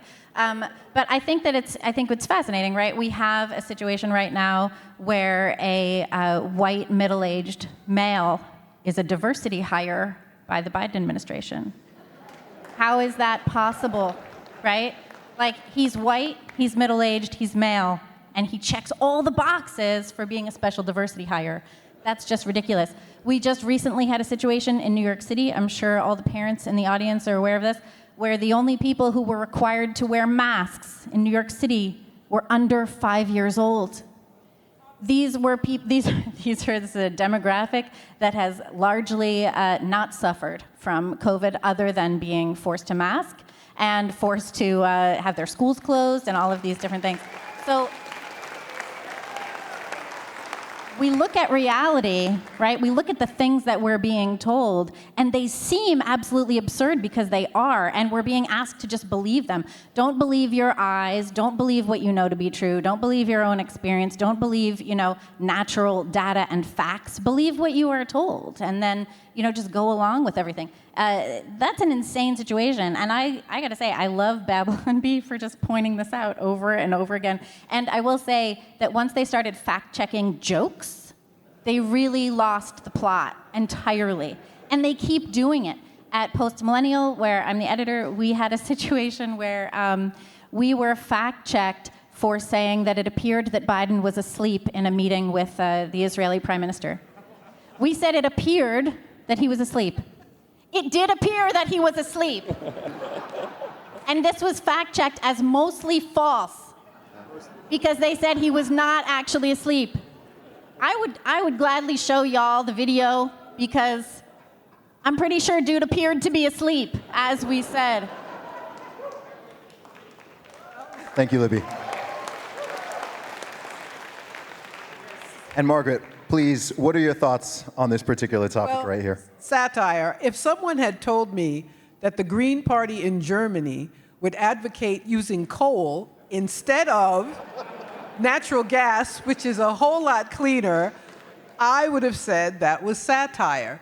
Except that's exactly what has happened as this effort to instigate a war in Ukraine has blown up in their faces. And then you have the British Prime Minister, who barely survived a vote of confidence and is probably still going to be kicked out of office. Instead of meeting with his constituents, he flies to Ukraine to meet Zelensky, gives him a book about the Queen. So he runs away from home, from a political fight he's about to lose, but it's true. So, of course it's hard to determine what's satire and what isn't when things like that are absolutely true. Thank you. If you go to Google and you search, "Can men get pregnant?" one of the top results is healthline.com, which is a reliable source for health information. And the answer is yes, and it's probably more common than you realize. Wow. And we just have to break down our misconceptions about what it means to be a man, is what they say. So There are that stuff is non-binary real. males who are spokespersons for Tampax. Yeah. I don't understand that. Well, I don't know what they need the as Tampax the for. strongest woman in the UK, let me bring this back for a moment. We shall all defer to your feminine power. We can still touch on some of these. We're staying on this satire topic, of course, for the entire panel. But do you think that on social media, should accounts that are satire, should they be required to express so upfront? Should there be some type of tag or badge saying that this is a satirical page, and why or why not? Are we going to go in order? Do we want? The best way to go? As given your role, how about we start with you on this one? So, our tagline is fake news you can trust. So it's kind of in the tagline. If you go to our About page, it talks about how we were created at the same time as the universe, approximately 6,000 years ago, making a joke about young Earth creationism there. We kind of wear it on our sleeve a little bit. But the joke itself, like when you're telling a joke, you don't say, what I'm about to tell you is a joke, and then start the joke, and then remind them in the middle of the joke, this is a joke you're hearing, by the way, and then close with, by the way, what you just heard was a joke. You kill the joke when you explain that it's a joke. And we get this all the time from people who are trying to get us to explain to them, well, why is this funny, and why did you make it? This seems like it could have been true. Well, for one thing, again, that's an indictment of whatever you're satirizing, not the satirist, if it's believable, right? When we said that, AOC went on The Price is Right and guessed that everything was free, and everybody thought that was true, and it had to get fact-checked, who's that an indictment of? Me? The Babylon Bee, or is it AOC, because she's stupid?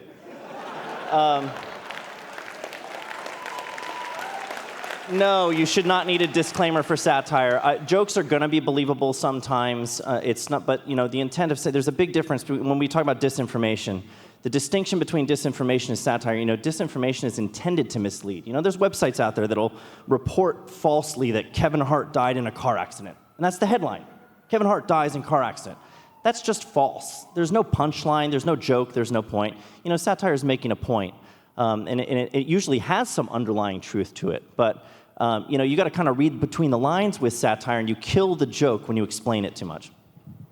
I hear that. Libby, you were going to make a point on this one. Oh, yeah, never tell people that this is a joke and they should pay attention so they can laugh. That's a really good way to just kill the joke. And so that's why it should not be noted, because it automatically makes jokes not funny. And then there's no point in making the joke. I hear that. Majid, what are your thoughts on that? Well, I think we just got to look at why again, because look, let's not beat around the bush. We're talking about platforms such as, let's name them, Facebook, that allow specifically, thank you, Margaret, for raising Ukraine and Russia. It's called Meta now. It's Meta. Sorry. Sorry, that wasn't politically correct of me, was it? Meta. Misgender Facebook. Yeah, I did. I just, wrong pronoun. Meta. Thank you, Margaret. Let's get back to the topic. Thank you. Thank you, Margaret, for raising Russia. What I'm trying to say is why. The why behind this is really important. And I would like to touch on what, sorry, forgive me, what you said. Stephen, yeah. Stephen, respectfully, I'll touch on something you said earlier. But the point I'm trying to make is you've got platforms like Meta that during the Russia-Ukraine war, as you'd be aware, Margaret, specifically lifted the ban on their platform so that Azov Nazis, and I use that word deliberately and specifically, and I'm not talking of neo-Nazis, I'm talking of Nazis. Azov Nazis can propagate their bullshit on Facebook, and this man can't even tell a fucking joke, right? That's the situation we're in. Now, that's why I'm saying, when you reference it dismissively as a Tom Clancy novel, we've spent, respectfully, I don't mean to be rude, we've spent 2 years in lockdowns where we were told we weren't allowed to leave our homes. We were told that if we didn't get an injection that we may not have wanted, we'd lose our jobs. I'm double jabbed, right? But I lost my job because I stood up as a conscientious objector and said that if you're going to sack people for not getting a booster, then that is coercion. And what you're telling me is that my body, my choice no longer applies. I don't need a Tom Clancy novel, right? So, when we get to the why, we have to understand these aren't mistakes. It's not a mistake that Facebook allows Azov Nazis to propagandize while they're banning people like me and shadow banning people like me and him and others. That's not a mistake, that's an agenda. So the real question needs to be, what is the agenda? What's going on? I think there is a... I'll let you respond. Go ahead. Stephen, do you want to respond to that? So a conversation that I had earlier was, what is the goal of an event like this? And sometimes people will say the goal is to bring together people that are thinking differently from the left and the right. And I think sometimes we kind of tell ourselves this lie that, there's a dichotomy from left to right, and if you get people on the left, you get people on the right, you bring them together, you're having this confluence of ideas, something new is being created, a discourse that doesn't normally happen. But I think that sometimes we try to group things together like this, and it's not really as it seems. I think especially for an event like this, and I think for a lot of political discourse today, what you really have is you have this idea of establishment, of a person that largely trusts experts, academia, institutions, and then you have this idea of the anti-establishment, the person that trusts the Joe Rogans or the preprints or the Twitter accounts that have the funniest tweets. And I think that when you split people up like that, you start to look at some events that come together that have people from the left and the right aren't really that ideologically diverse at all. You just have a bunch of people that are anti-establishment. Some say they're left, some say they're right, but they're all equally critical of whatever the establishment happens to be. And for some reason, they are unwaveringly supportive of everybody that identifies themselves as anti-establishment. And I think in some ways, I think these people do themselves and their side more of a disservice than the people they end up attacking. For instance, I think it's fair to say that we can criticize some of the ways that the COVID-19 policies were handled, some of the ways the lockdowns were handled, maybe some of the mandates for vaccines, maybe the idea that people with prior infections couldn't get passes the same way that people with vaccines could. I think there's a lot of fair criticism there, but I'm never going to listen to it to a guy that is eating horse paste because Joe Rogan said that it was a good idea on a platform with a guy that talks about being the inventor of mRNA vaccines when he's absolutely not. I'm sorry, but it is absolutely true. You cannot in one breath say that Democrats are insane. You cannot in one breath say Democrats are insane. Yeah, go ahead. Let him talk. Yo, guys, chill. Let him finish. It was funny because you talked about earlier, the funniest thing was that Democrats were impossible to satirize. Meanwhile, I remember Republicans saying, what are we going to do after the election? Go back to work? That was the funniest joke that I heard last year. But no, I think there's a serious issue where you have problems, and the people criticizing those problems, the solutions that they offer are equally not in reality. You've got people pushing for things like hydroxychloroquine or other medications that time and time again get shut down, where there's no good studies, no good research, but because it is the anti-establishment position, they will take it just as unwaveringly as any establishment shill will to defend their position. And I think that's a big problem. Okay.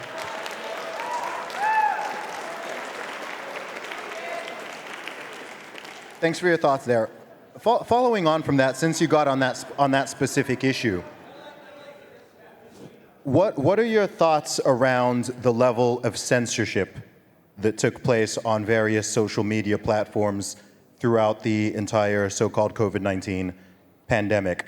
Whether or not, when it comes to things like hydroxychloroquine and ivermectin, those were things that you could outright get banned for even discussing or questioning. Whether or not it was proven that these things work or these things don't, the narrative was there is just this one solution. It is the establishment solution, and people were not allowed to suggest anything. Doctors got deplatformed and so on. So what are your thoughts on that? That's specifically for you, Stephen. What are your thoughts on that level of... I think that social media platforms made mistakes in that, for some reason, people on the left seem to have this idea that you cannot factually confront people on the right with their claims. So they decided that the route to go, and if we're honest, the left does have a lot of the levers of cultural power under their hands.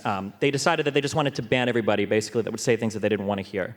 I think that was a mistake. I don't think that was the right way to go about it. But on the other hand, I will be critical of people on the other side that say they're only interested in talking about facts. They're only interested in talking about truth. They just want to give an alternative, running dialogue to whatever the mainstream is, which is absolutely not true. For instance, if you watched O'Keefe's documentary on some of the things having to do with vaccine side effects, you can read on the actual documentary, you can see on the screen, he talks about a perfectly healthy, I think it was 14-year-old that either had heart complications or died as a result of the vaccine, who had no prior problems. You can see on the screen right there that when the kid was 9 years old, he was already hospitalized for breathing problems. This was not a normal, ordinary, 14-year-old healthy male. That absolutely was not the case. So I wish that people on the left weren't so trigger happy to just ban everybody that they think they disagree with, that they see as a danger. But I also wish that people on the right were honest with their engagement with some of these facts, rather than pretending that they're just good faith interlocutors who are trying to spread their own brand of misinformation. Let's not heckle, guys. I do worry about the... Maja, I'll get to you in a moment. We haven't spoken to Margaret for a moment, and she's got something to say. So yeah, this question about censorship and these social media platforms. Don't censor anything. That is my response.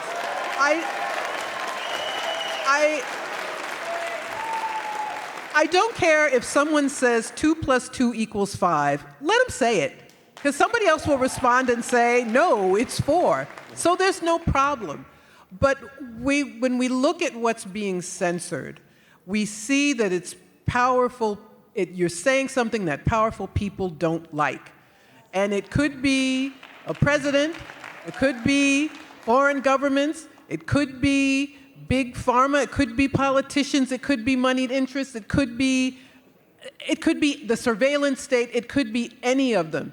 So I think the answer is very simple. Let everyone speak. Let everybody speak.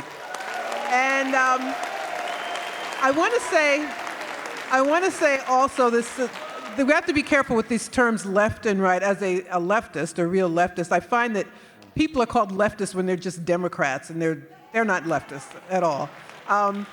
But I see people deplatformed who are really leftist, who have just been kicked off when they say things that are absolutely true, that can be proven, and they're kicked off because the state, the surveillance state, doesn't want to hear from them. There used to be something, I'm old enough to remember something that was called the Fairness Doctrine. I mean, this is decades ago, no social media, and it said that news outlets, if they had any public service programming, had to provide for more than one viewpoint. And they got rid of it. Reagan got rid of it. It was an FCC rule. It was called the Fairness Doctrine. Bring it back, make it apply to social media platforms, and then there's no harm, no foul. Hey, that. Majid, you wanted to say something there. I was going to also comment on the left-right dichotomy. I'm not very comfortable with it. I come at this from neither the left or the right. I come at this from an experience that I think is important, because those that claim that themselves are liberals were often the ones that were supporting the mandates. They have to understand something. That if you're gonna set up a standard, I'm sorry, but I'm gonna judge you by the standard that you hold yourself to, and demonstrate to you that there is a fundamental contradiction in your perspective that is actually harming people in the real world. It's not about a left-right fight for me. So take the example of Pakistan. Now, if you quote-unquote consider yourself a liberal, you should be concerned about medical experimentation on minority communities that don't have the platform to sit here on stage and pontificate and speak slightly too fast. Because the point is that in Pakistan, the CIA, in their hunt for bin Laden, used a fake hepatitis B vaccine to take the DNA from children. And in their hunt for bin Laden, they were deceiving families and children by basically conducting medical experimentation on them and taking their DNA without, forget their consent, without even their knowledge. You're playing with people's lives. This is the reason the Taliban started blowing up vaccine stations inside Pakistan, because they thought they were all CIA fronts. What happened next was polio went straight up. Again, I'll bring you the receipts. If you look this up on Vox, go to Vox, look up CIA fake hepatitis B vaccine program. It's all going to come up there for you. The CIA apologized for it. This isn't about left or right for me. This is about protecting innocent people that get experimented on. And when you talk about disinformation, people are getting banned for raising that from minority communities, while you, from your very mouths, claim that you exist to support marginalized and vulnerable voices, and you're silencing people that want to remind you that you've been experimenting on the country where my uncles and my aunties and my cousins still live today, right? So take that example and then personalize it. I was imprisoned as an Amnesty International adopted prisoner of conscience in Egypt, and they injected me against my permission after they dragged me through a torture dungeon. This isn't a Tom Clancy novel. This is what they're doing to people in real life. And it's disinformation for me to say this on social media. That's my point. Yeah? So, I know I'm in New York. I know I'm in New York, and I know that in New York, this isn't particularly a popular thing to say, but you have to hear this, because you call yourselves liberals. You have to hear the fact that in the real world, systems are torturing people with medical experimentations, and because they're from minority communities, they don't have a voice, and the New York Times isn't telling you this. And so when you talk about this, you've got to understand disinformation has been weaponized to silence people criticizing power. That's what's going on. Yeah. Can I jump in there? That's a great point. Were you going to go? Yeah. Ladies first. I assume you're a woman. I'm not a biologist, but go ahead. Okay. I could give you a definition if you like. I will say that over the past few years of the pandemic, we saw repeatedly narratives that were being upheld as like known and obvious truths by establishment media, by pundits, politicians, by all of our academic and cultural institutions. And to go counter to these claims would get you silenced on the online town square. And I think we could all probably name them. You have climate change, COVID, January 6th, Russia collusion. Does anyone remember that? Massive falsehood. The Hunter Biden laptop story, the New York Post got silenced on Twitter and Facebook and suppressed all over the place for accurate and detailed reporting.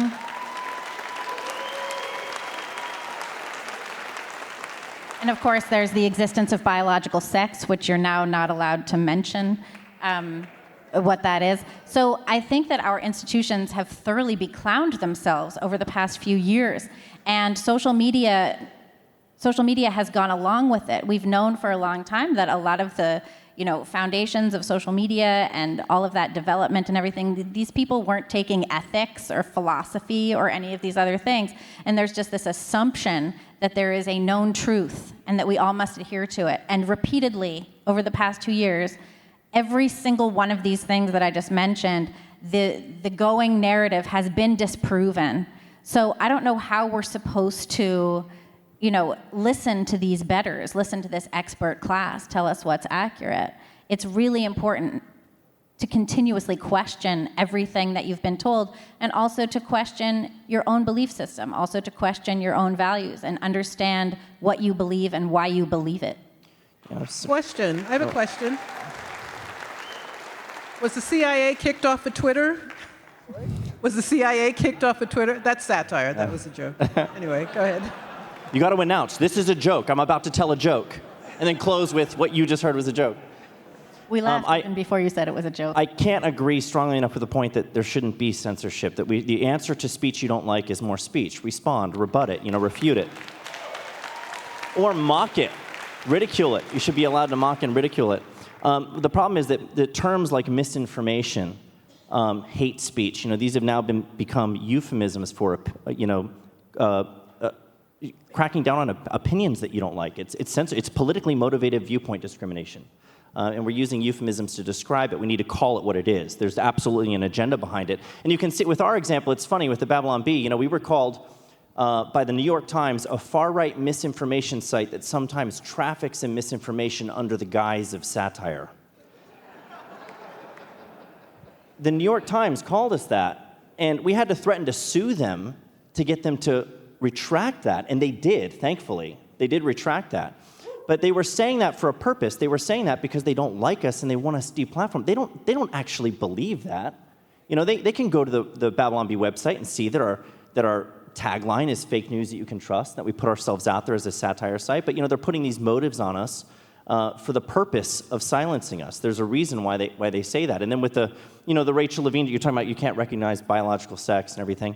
What happened there was the USA Today had made an article about naming the Women of the Year, and they named Rachel Levine Woman of the Year, and we responded to that by naming Rachel Levine Man of the Year, and that was considered hateful conduct. And so if you go to their hateful conduct policy, it starts with a ringing tribute to free speech. It says, "We have built a platform for free expression without barriers." Verbatim. That's what they say in their terms of service. But then they say that you can't misgender, you can't dead name, whatever. Those are ideological things that we disagree with, but you can't even joke about it or they boot you off the platform. Absolutely. Now, moving on slightly, but staying on this topic, do you think that so-called political correctness / wokeness and/or wokeness is destroying comedy and people's senses of humor? No, I'll tell you what's destroying comedy. It's adherence to what the state wants. I hate the words woke and political correctness because they've lost their meaning. Comedians used to be a counterculture. They went against the establishment. And so now we have comedians. So you have Trevor Noah at this, the political president's correspondence, I can't remember the name of the thing, and he brags, "I just made fun of the president, nothing happened to me." And I was like, dude, you didn't disagree with anything that Biden says. So he's up there, a comedian, kissing the president's feet, I'll say. So that is what is killing comedy. We have these people who want to be friends with the powerful, and it shows you how much things have changed, that the state is encroaching more and more into people's lives.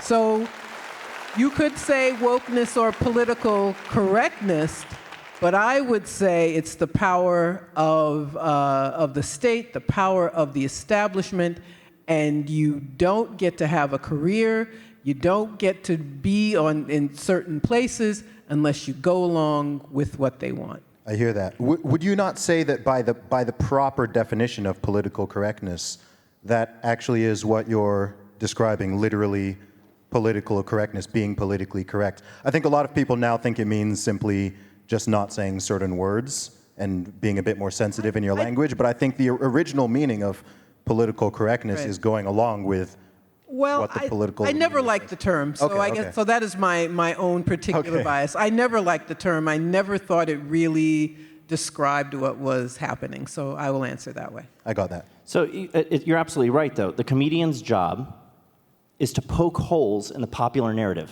not promote it. And you watch these late-night comedians now, and they're like, they're going for the applause of affirmation rather than amusement. They're not even trying to make people laugh. They want people to agree with them and stand up and applaud. And so that's one death knell to comedy. But then the other side of it is that they're actually rigging the system so that you can't poke holes in the popular narrative. They accuse us of punching down. You know, you mentioned earlier, this is a white, male, high-ranking government official that we made this joke about. That's punching up. And these ideas are coming from the top down. The stuff that they're trying to push on you with gender ideology, it's coming from the government, media, entertainment, the universities. It's coming from all the most powerful institutions in our country. And you can't even joke about it. So you're handcuffed and can't even do the job the comedian is supposed to do. Well, and according to Yeah, go ahead. No, go ahead. No, and now the idea too is that you're not even allowed to, with the new bans on conversion therapy, you're not allowed to tell a girl who believes she's a boy that maybe she's really a girl and it's okay. Right. And that is coming from the top down, and that's coming from that first executive order that Biden signed on his very first day in office, demanding that all government agencies figure out how best, essentially, to push the trans agenda in every aspect of what they were doing. But this is where it's like difficult for us, because when Facebook puts out a policy, and they just did this, by the way, they said you're allowed to do satire, but you're not allowed to punch down.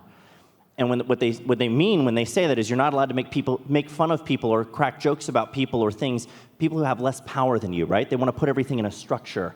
So men can't joke about women. That would be punching down. But are women beneath me? You know, imagine thinking to yourself as a comedian, imagine thinking to yourself, you know what? I shouldn't joke about those people.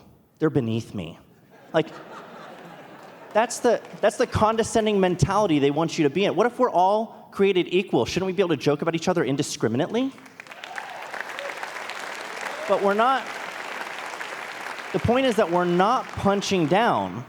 They want to make you think we're punching down. We're actually punching up. We're punching back. Conservatives have been on the ropes in the culture war for a long time, and God forbid we make a joke back in the other direction.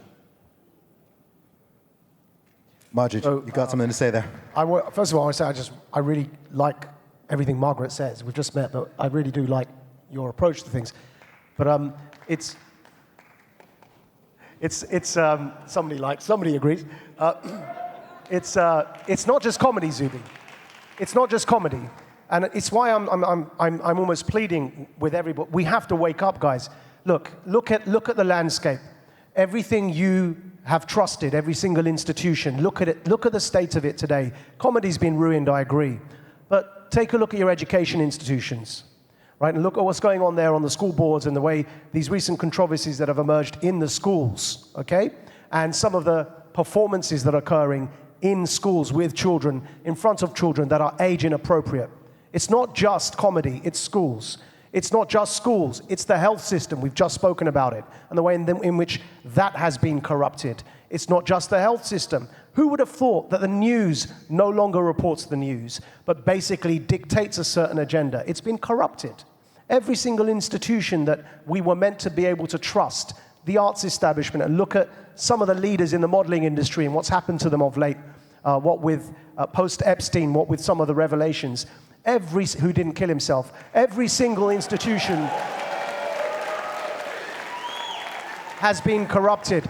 The only time, coming at this from a political former Islamist revolutionary perspective, who worked to undermine society, create revolution and change, and was imprisoned for it, allow me to assure you, the only time this happens is when you're engaged in a struggle session to change the very social contract that we took for granted. And it's all open our eyes, guys. We have to open our eyes to see exactly what's going on.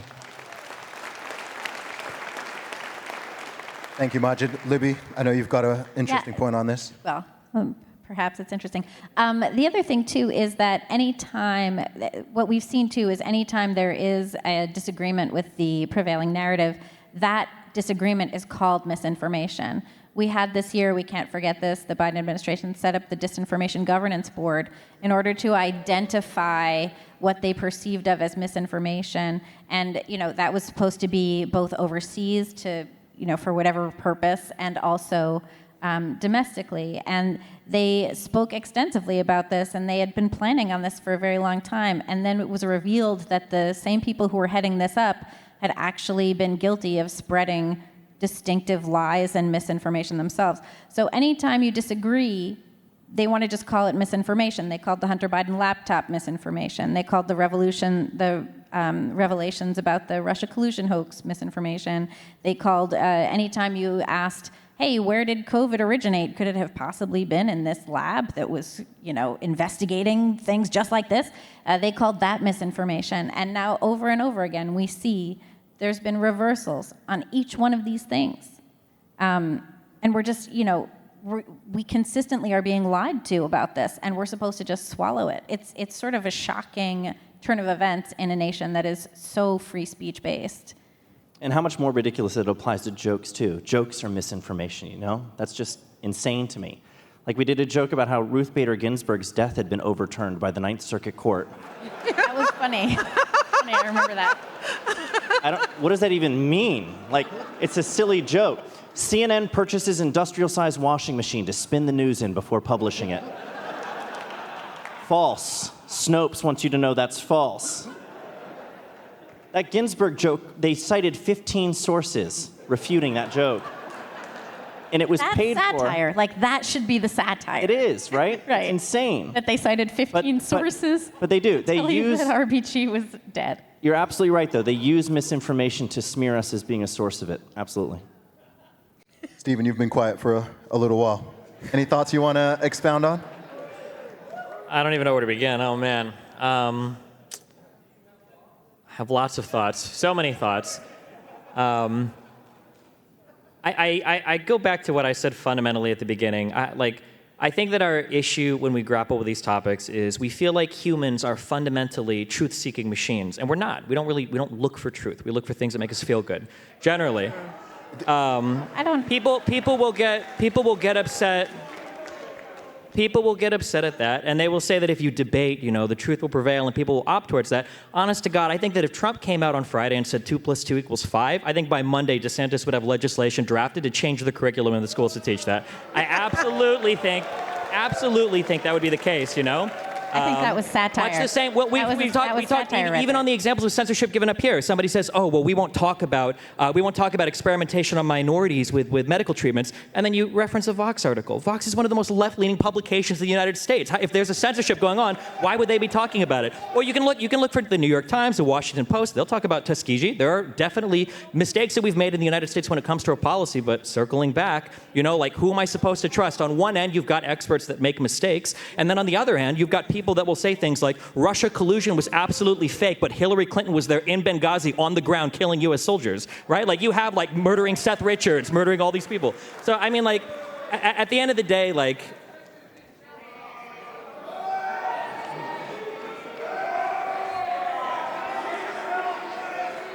Calm down, guys. Calm down. Calm down. I know you're passionate. I love the passion, but let's keep it flowing. I'm glad you feel strongly about it. I love it too. More speech, not less. More speech. More speech. Keep going. Yeah. So I hope that I wish that people would fundamentally change the way that they engage with each other and the way they engage with the media, and be more honest about their engagement as well. If you want to look at the media and you think that there are faults that lie there, I think the media is a really good mirror into who you are. I don't think it's an accident that we are in the environment that we exist in today, because I think it's because people want it, whether they like to admit it or not. Okay. I do have a question on one of the first things you said there, which is that you don't think that people seek or are interested in the truth. Now, I think that's true of some people, but I do think that the majority of people would like to get to the truth and are interested in the you want to truth. really? And I sure. think it's Here's the best example. This is the best example that I can think of. One of the most clear examples for truth seeking. So I think it was DeSantis that sent out a memo saying that in Florida we weren't going to cover any trans operations with the Florida social medical funding for Medicaid, I believe. Right? I think that was in Florida who said that. And part of what they listed, yeah, that's good.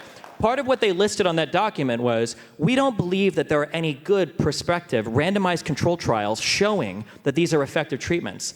And what an interesting statement to say. Where were these same people demanding really valuable RCTs when it came to alternatives to vaccines? Because these guys would get one preprint off of Medveer online, and they would throw it up like it was gold standard medical research. Why? Because it agreed with the narrative that they had. Because that's all they cared about at the end of the day, is fundamentally, I want to find something that is anti-establishment. And you'll see people will be so selectively critical that one statement will come out against somebody they don't like, and all of a sudden, these guys become PhD researchers. They're on Wikipedia, they're on DuckDuckGo, they're on 50 different sources trying to find like all the information that disagrees with them. But then Trump will come out and say one thing about Nazis in Ukraine, and people, or other alternative media will say things about Nazis in Ukraine, and people will be like, oh yeah, of course, that sounds 100% true. I believe that, of course. So, I mean, the selective criticism makes me think that people aren't as fact-oriented as they'd like to pretend they are sometimes.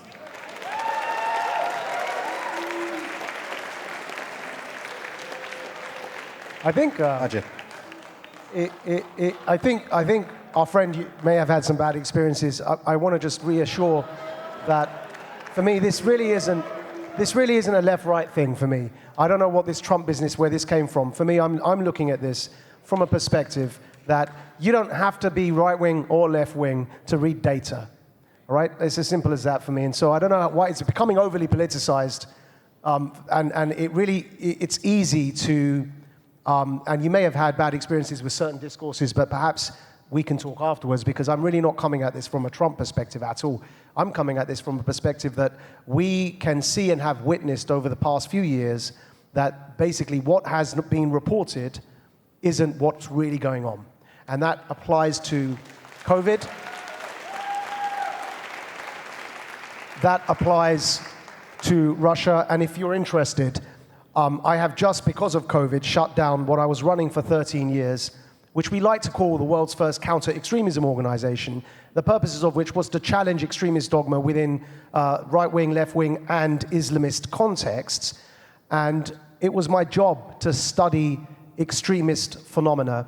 I assure you, as somebody that has looked at this, as of our Nazis, and if you go back before the war and look to the Daily Beast, and the reason I cite these sources isn't because they are continuing to tell the truth right now, but they did before the war. Vox's report on the CIA fake vaccine program in Pakistan was before COVID. The Daily Beast, look it up, before the war in Russia, has specifically referred to Azov not just as Nazis, but the biggest danger to Ukrainian political discourse. That's in the Daily Beast, right? So it's not a matter of dispute. As somebody, I assure you, with a professional interest in this and a personal interest in this, it's not a matter of opinion, as of our Nazis, in reality, if you're looking to evidence, if you're interested in evidence. And so I think that it's not about Trump for me. I don't care who said it, because that Nazi, whether Trump said it or not, still came and tried to stab me and my friends when I was 15 years old, growing up in Essex, watching people stabbed, having their lungs punctured by neo-Nazis in jackboots. These guys are real Nazis. And we just have to understand something, that not everything has to be politicized. I'm not coming at this and telling you as of a Nazis because Trump said so. I couldn't give a damn what Trump says. I'm coming at this because I know as of a Nazis. I've studied it, right? I've never, and honestly, it's slightly insulting to dispute that. It's as bad as disputing the KKK are racist in a serious conversation. Joke about it all you like. But don't try and dispute facts when it comes to real political phenomena. It's like me saying to you, it's like me trying to pretend to you as a Muslim that Al-Qaeda aren't really terrorists, they're just resistance. I've got to be real with you guys, man. Seriously, let's not bullshit each other. Hamas are terrorists, Hezbollah are terrorists, Al-Qaeda are terrorists, as of a fucking Nazis. Let's just be real about it, yeah? Just make one comment about truth real quick. The idea that we're not interested in truth, that is certainly true of some people, but with some of these things, the things that you're not allowed to joke about, things that you're not allowed to say, you know, our joke about Rachel Levine is rooted in the truth. I think it's very important. The reason we haven't deleted that joke and admitted that we engaged in hateful conduct is because the truth is not hate speech. 2 + 2 = 4. There's men and there's women, and they can't switch sides. And people who care deeply about those basic biological truths, those facts of reality, scientific truth, biological truth, objective truth and reality, we care about it very deeply, and that's the reason we're defending it. And that's also the reason we're being deplatformed. Yeah. Stephen. So I agree. It's not a left versus right divide. As I said in the beginning, I don't think the divide is left versus right. I think it's establishment versus anti-establishment. I think that's where the real divide is. And I think that you get people that tell these lies to themselves that they're not partisan, they're not political, because they have people from the left and the right that agree with them, but then they find themselves surrounded by a bunch of fans that all listen to the same media, have roughly the same opinions, support and unsupport roughly the same politicians. The reason isn't because they've gotten this diverse group of people from the left and right. That wouldn't explain all the same opinions. It's because they've gotten a bunch of people that are basically just anti-establishment. That's it. They want to find things that oppose the establishment, and then they'll ride those opinions into the sunset. Even when we're talking about Ukraine and the Azov battalion, the question has never been, is there any Nazi in Ukraine whatsoever? That's not the question. The question is do Nazis make up a sizable portion of the Ukrainian military? At its height, it was estimated that there were some 900 maybe Nazis in the Azov battalion, but that was pre-2014 before the Azov battalion proper was rolled into the Ukrainian armed forces. The idea that you, from a Western country, from the United States, I don't know where you live right now, but would go to a country that has been invaded by Russia for 8 years and tell them, hey, it's time for you to purity test the people in your military that are fighting the hardest to protect your sovereignty is absolutely wild to me. I could not think of a more privileged position than going to a country that is having land stolen from it by another country 10 times larger than it and saying, hey, I think you need to do personality profiles on some of your soldiers to see if they're a little bit too anti-Semitic to fight the war. I think the issue there is not about a personality test of the soldiers in the military. The question is the U.S. now actively funding Nazis? Yes. It is. The problem is, like, we're when we say sending is, so much guys, money, like we're sending, like, are we actually arming Yes. Nazis? And I don't want to dwell too long on this So that's- Russia-Ukraine That is a topic. question. It's interesting, but I think we've deviated quite far from the I think it's important, though, because you can see the difference in fact here, right? Like, does the United States support Nazis? What does that mean? Has the United States sent money to any country that might have a Nazi in its military? We probably have Nazis in our military. Yeah, but we're the most actively money that we probably funding sent to this Nazis war. are probably in the own U.S. military. We're actively the idea that funding we this war. I think this is real-life Godwin's law because we're somehow now talking about Nazis. So That's perfect. This is satire. let's bring it back. Let's bring it panel back has now become a satire all by itself. Let's bring it back to the core topic because we've only got a few minutes left. Now, the last question I'd like to get an answer from each speaker on is, where do you think the line between satire and genuine misinformation is, and how do you think that is best addressed? I'll start with you, Seth. Let's run through. If you can keep your answers fairly brief, please. First of all, doesn't he remind you of like Paul Rudd and Ben Shapiro at the same time? It's like if they had a baby, right? He looks like Paul Rudd, but he sounds like Ben Shapiro.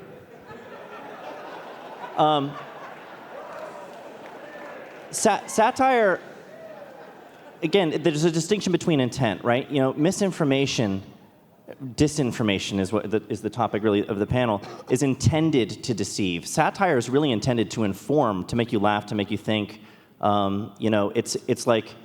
It's to sting a little bit, make you uncomfortable, squirm a little bit by encountering some kind of truth in an unusual way from an unusual angle. So there's a purpose. It's true lies, basically. It's that paradox of there's truth to it, but it's wrapped in the package of humor and a fabricated story.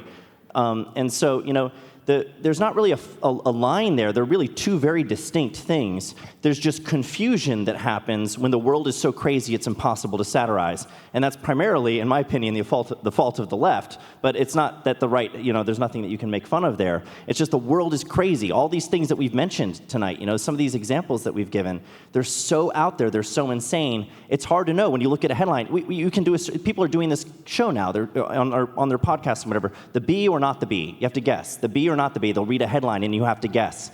Nobody knows. It's a 50-50 shot. It's a coin flip. You have no idea what it's going to be. And that's the reason there's a difficulty there, but it's not because there's like a fine line, satirists, bump up against the truth. No, the truth is becoming too much like satire. Awesome. Thank you. Majid? I'll keep it short. I just don't think it's a coincidence that you're seeing various articles of the US Constitution come under attack at the moment. Stephen? I think the B guy said it best, actually. Whether intentionally or unintentionally, I think people don't realize that satire isn't just jokes. Jokes aren't just jokes. Usually there's some underlying truth aspect there that you're getting at when you tell a joke. Otherwise, it's not funny. If you randomly make a comment about a random thing, there's nothing insightful or there's nothing revealing there if there's not some underlying truth to the issue. So I guess if people were a little bit more honest sometimes that when they're engaging in forms of humor or satire or whatever, there is an underlying fact of the matter that they're hinting at. I don't know, maybe it would help people understand, I guess, why things are funny or where to draw the line between truth and reality sometimes. Thank you. Libby? Yeah, satire is intentional. You know, one of the earliest satires, of course, was Thomas More's Utopia, which described the perfect society, and then went on to show how imperfect and dystopic it was. And I think that's the whole thing. You know, satire is intended to reveal truths or to inspire conversation and to, you know, dig deeper into something. Misinformation is a catchphrase that's used by people in power to discredit people who disagree with them. Got it. Yep. I think the existence of the word disinformation is itself satirical. I mean, it's what does this word mean? The fact that the government started, they put it on pause, by the way, it's coming back. They got to get their PR act together. Pause. But this disinformation governance board that the government was going to decide who they should discredit and who they should not discredit. I think that is or should be seen as satirical in and of itself, but there was hardly a peep about. The only people who said anything were Republicans. Democrats said nothing. The progressives, the civil libertarians, they were silent. They said absolutely nothing about something which I think 20 years ago, well, if a Republican had been in office, they would have said something maybe. But I think that is satire. The fact that this word has been ginned up to fool us and to have to give the powerful a new means of discrediting anyone they want to disappear. Strong words right there. Awesome, guys. That's all we've got time for. Thank you so much. If you can have a round of applause for our wonderful panel. Thank you. Yes, keep clapping. Keep clapping for Margaret Kimberly, Libby Emmons, Stephen Bennell, Majid Nawaz, Seth, Dillon, and Zuby. Yes, we booed, we cheered. What an exciting night. Festival of ideas. Okay, we have another comedian coming up on stage who a year ago was complaining to me that his manager said, sorry, I can't book you in anything anymore because you're white and there's no jobs for white people. And now he's one of the stars of the Daily Wire's Terror on the Prairie. I hope you all watch it. He's got a comedy special coming out on his website, TylerFischer.com. Put your hands together for Tyler Fischer! Thank you so much. Wow. Thank you. They went way over, so now I fucking have to do a Ben Shapiro. Okay, so anyways, I'm single, and it's like absolutely crazy. These women have gone so far left. They've gone like way, far left. Anyways, this impression is brought to you by ExpressVPN, so use code Ben for 15% off. It's so great to be here, man. The last time I was here was 5 years ago, actually. I was broke, I was poor, I was single, and I came here and watched Jordan Peterson, actually. So, you know, and he inspired me. I'll never forget what he said.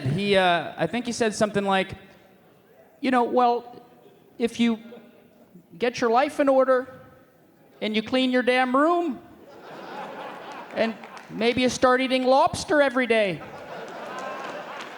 and like maybe you stop doing methamphetamines and doing bumps of cocaine off a stripper's ass, it's like, well, maybe one day you'll be here. If you want to look smart, just look like you're trying to get gum off your fingers. Well, it's like, it's damn gum. It's just stuck in my fingers, you know. Carl Jung said that, you know. He said it. He did. It's great to be here, man. So much has changed in this last 2 years. A lot happened at once. It was too much social, cultural change at once. We had the pandemic. We had the BLM movement. I was like, damn, I got to get a vaccine and get a black friend in the same month. It was too much. It was too much. And I didn't get the vaccine, so now I have tons of black friends. It all worked out for me, guys.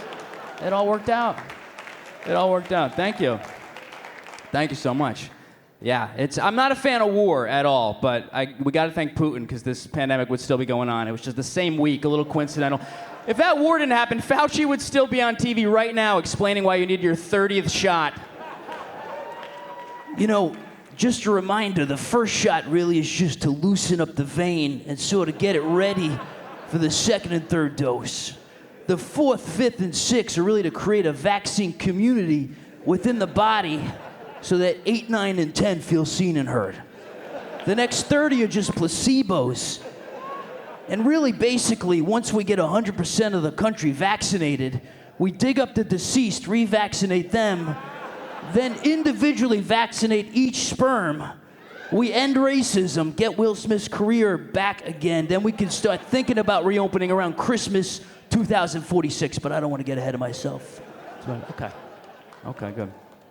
A lot happened, man. Thank you.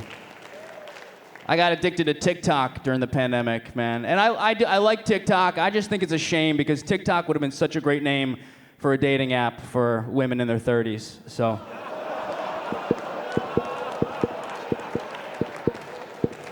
It's a miss. A real miss there. I ain't wrong, baby. It's good to see your faces, man. It's great to see a face. Faces are more sexual than I remembered. I haven't seen a face in 2 years. The nose is more phallic. It's like a little penis right there, right in the nose. It's too much. It's getting hot out now. I'm walking around the city like Jimmy Stewart in the 1920s. I'm like, oh, she's got her ankles. Oh, look at her fucking cheekbones. God damn it. Wow, look at that. Man. Oh, speaking of Biden, it's just tough having a president just dying in front of your eyes, right? It's a weird thing. I root for the guy, man. Biden will start out strong in his speeches. I don't know if you noticed, he'll start strong, but he'll end up whispering the most important part of the speech. You know what I'm talking about? It's like, this is the greatest country in the world, Jack. Come on, man. We got built back better. But first, we just stop. Systematic racism.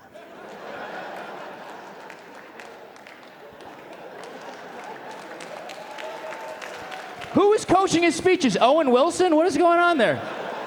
I mean, come on. I mean, wow. We're totally building back better, man. Putin's a bad dude.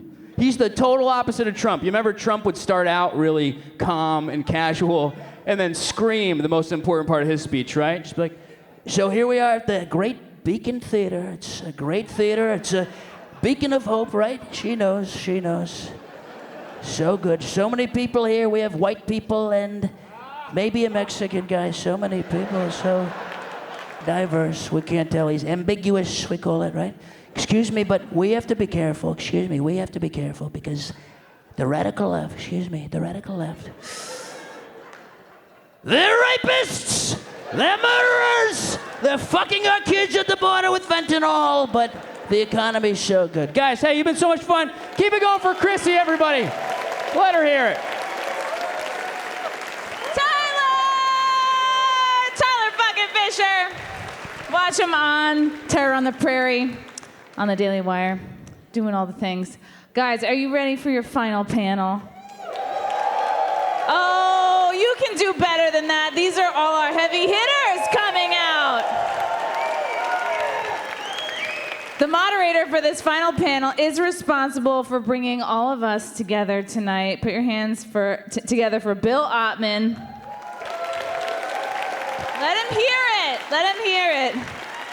And our esteemed panel, who will be discussing how to navigate media manipulation, what's the real source of the problem. Put your hands together for Tim Pool.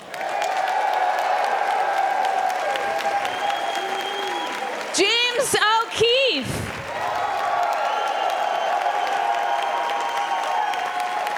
Ben Burgess. And last but not least, Tulsi Gabbard.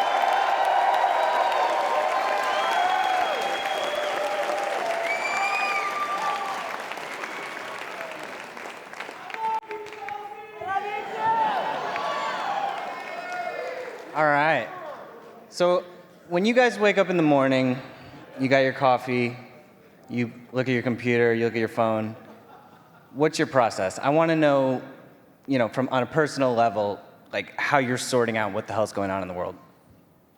I wake up, my alarm goes off, I immediately pick up my phone and I open Twitter, and I just start scrolling through, and then I go, I'm not joking. And then I'm like, well, that happened.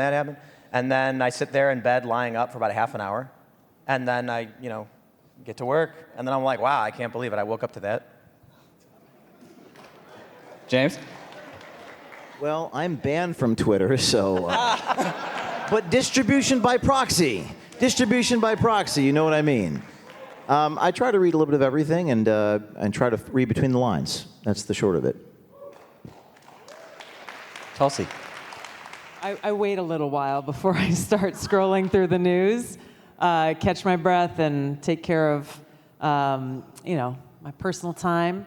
And but I mean, Twitter is definitely not the first thing I go and look at. I'll scroll through a number of different news sources from across the spectrum and try to get an average on what's going on in the world, and then take it from there. All right. Well, I wish I could say that my answers was Tulsi's, because that sounds much healthier. But the sad reality is I'm much closer to Tim. It's such a depressing way to start the day, though, guys. But to be fair, Twitter actually is good when you're not just arguing with people. So there's real value in Twitter in that I have a list of people I follow, news organizations, activists, and personalities, left, right, and center. And so when I wake up, I'll see what CNN said, then I'll see what maybe the Examiner said, and then seeing both perspectives coming from establishment or maybe a left or a right source, then I'll have to figure out which one is actually closer to the truth. That's how I start breaking down the stories. So we just had a little backstage extravaganza that I just wanted to touch on. Ben. Sure. So if you think about media manipulation, then, and you particularly, if part of your concern is about social media manipulation, is about censorship, then you should think, well, okay, if you actually care about understanding the source of the problem, if you care about solutions, then you should think about what are people really worried about. We live in, despite being a wildly economically unequal society that's not very democratic in many ways, we live in enough of a democracy that by and large people aren't worried about getting arrested. What are they worried about? They're worried about getting fired. Why are they worried about getting fired? Because the majority of Americans work in at-will employment situations in non-unionized workplaces where the boss can fire them at any time with no recourse and no due process. If you agree that this is a problem, right? And if you don't agree with that, I don't take you seriously on free speech. If you agree that that's the problem, what's the solution? Well, every member of every worker in every workplace in the United States should be a member of a union, because when you're a member of a union, you actually have due process. You actually have an organization that will represent you when you're accused of wrongdoing, the same way that a lawyer will represent you when you are accused of wrongdoing in the criminal justice system. Have you ever been in a union? So people aren't going to be afraid of getting arbitrarily fired. So, in thinking about this, leading up to it, I was watching a series of videos that Mr. James O'Keefe here did early in Project Veritas, where... Yeah. No, absolutely. So early in Project Veritas, where what is he doing? Is he sending in his little hidden cameras to CEOs meeting to talk about union busting strategy, or generals talking about drone strikes? No. He's surveilling ordinary working class people in order to demonize unions to make it easier to fire people. So he did this series called New Jersey Teachers Unions Gone Wild. And in that series... Thanks for the free advertising. Yeah. No, I think everybody should absolutely watch these videos to understand who and what James is. And in these videos, he's doing two things, right? So one of them is he's asking union officials, oh, would you defend me if I did this? Would you defend me if I did that? Which is like asking a lawyer, would you defend me if I was accused of murder? Would you defend me if I was accused of double murder? Yes, that's what a lawyer is, and it's a good thing. that you can't be in prison arbitrarily. It's a good thing you can't be fired arbitrarily. And in one of these videos, out of the many, many sleazy things he did, we didn't highlight this in the clip we did on my show. I wish we had. But in one of these videos, I do wish I had because I think it's an instructive case. So in one of these videos, he's talking about a teacher who was accused of saying the N-word, and then I don't remember exactly what the disciplinary process were, but they didn't completely lose their job. And he was taking this as, oh, see, unions think it's okay to say the N-word, which is obviously asinine, obviously thinking that somebody's career shouldn't be ended over doing a bad thing is not the same as saying the bad thing is bad. So just now, just before we went on, a gentleman came up to me with a demeanor that suggested that, no indication whatsoever. Yeah, I'm being nice. No indication whatsoever that he was affiliated with James or Project Veritas. His demeanor strongly suggested that he was part of the staff organizing this event. Said, oh, can I speak to you for a moment before the panel? And so I came back with him. They did their thing, their entrapment journalism thing. And in the course of it, they said, one of the things that James said is, do you care about finding out the name of this teacher? And I said, no, because I do not. Because I don't think that if you did a bad thing at some point in your life, you deserve to be nationally named and shamed years later, whatever consequence you might have had at the time, whatever chance for rehabilitation there might have happened. And James, being the supreme media manipulator he is, responded to this by saying, oh, why do you think it's okay to use the N-word, which is obviously not what I said, but then again, James is a liar, so that is in character. Evans. James. So the video can't allege anything. It's an inanimate recording. It quoted the woman, Alyssa Ploshnik, a union official in New Jersey, saying the N-word. She actually said the word. And she said that a teacher was still teaching after calling the student the N-word. As a journalist, isn't it a journalist's ethical duty to find out who that teacher is and report it? No! Obviously, all right. Hold on. Duty of a journalist. Bring it in, Tim. You started this conversation with a political ideological statement from you about the importance of unions, completely irrelevant to media manipulation. You started your irrelevant to media Absolutely. You started the argument from an ideological perspective. A perspective about media. Have you ever been in a union? Just side question. Yeah. Which one? When? I was in a couple. I've been in the. Which one? I've been in the UFCW and when I was working at Mayr in Michigan. Noted and accepted.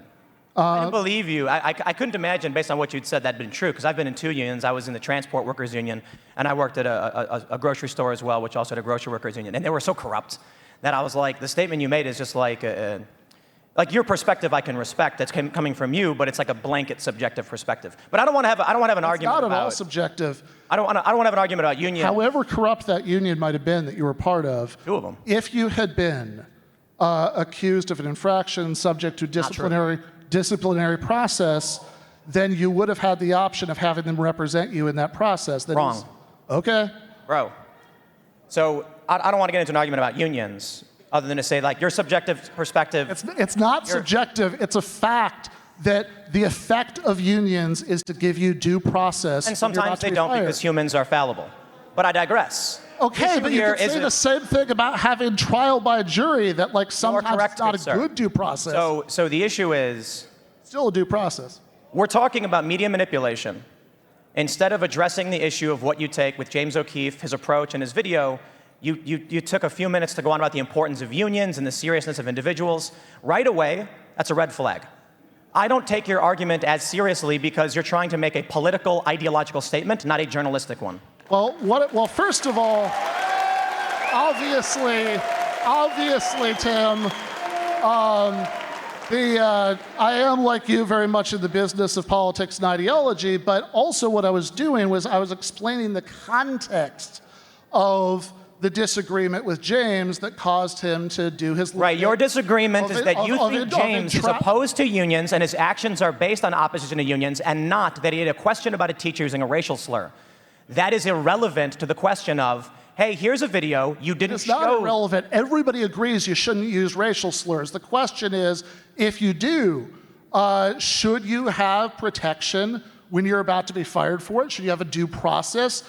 Should you, as a person who once did something bad, have your name spread over all of media throughout the entire country because you once did something bad in your life?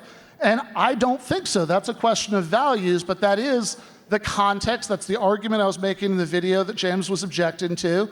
And that is why we just had this argument in which he did his entrapment journalism and then lied straight out about what I just said. Okay, so I think that Tulsi is the energetic ref. She's the energetic ref. Well, I heard some noise backstage. I was not privy to this conversation, but I think, and this is the aloha coming to the conversation,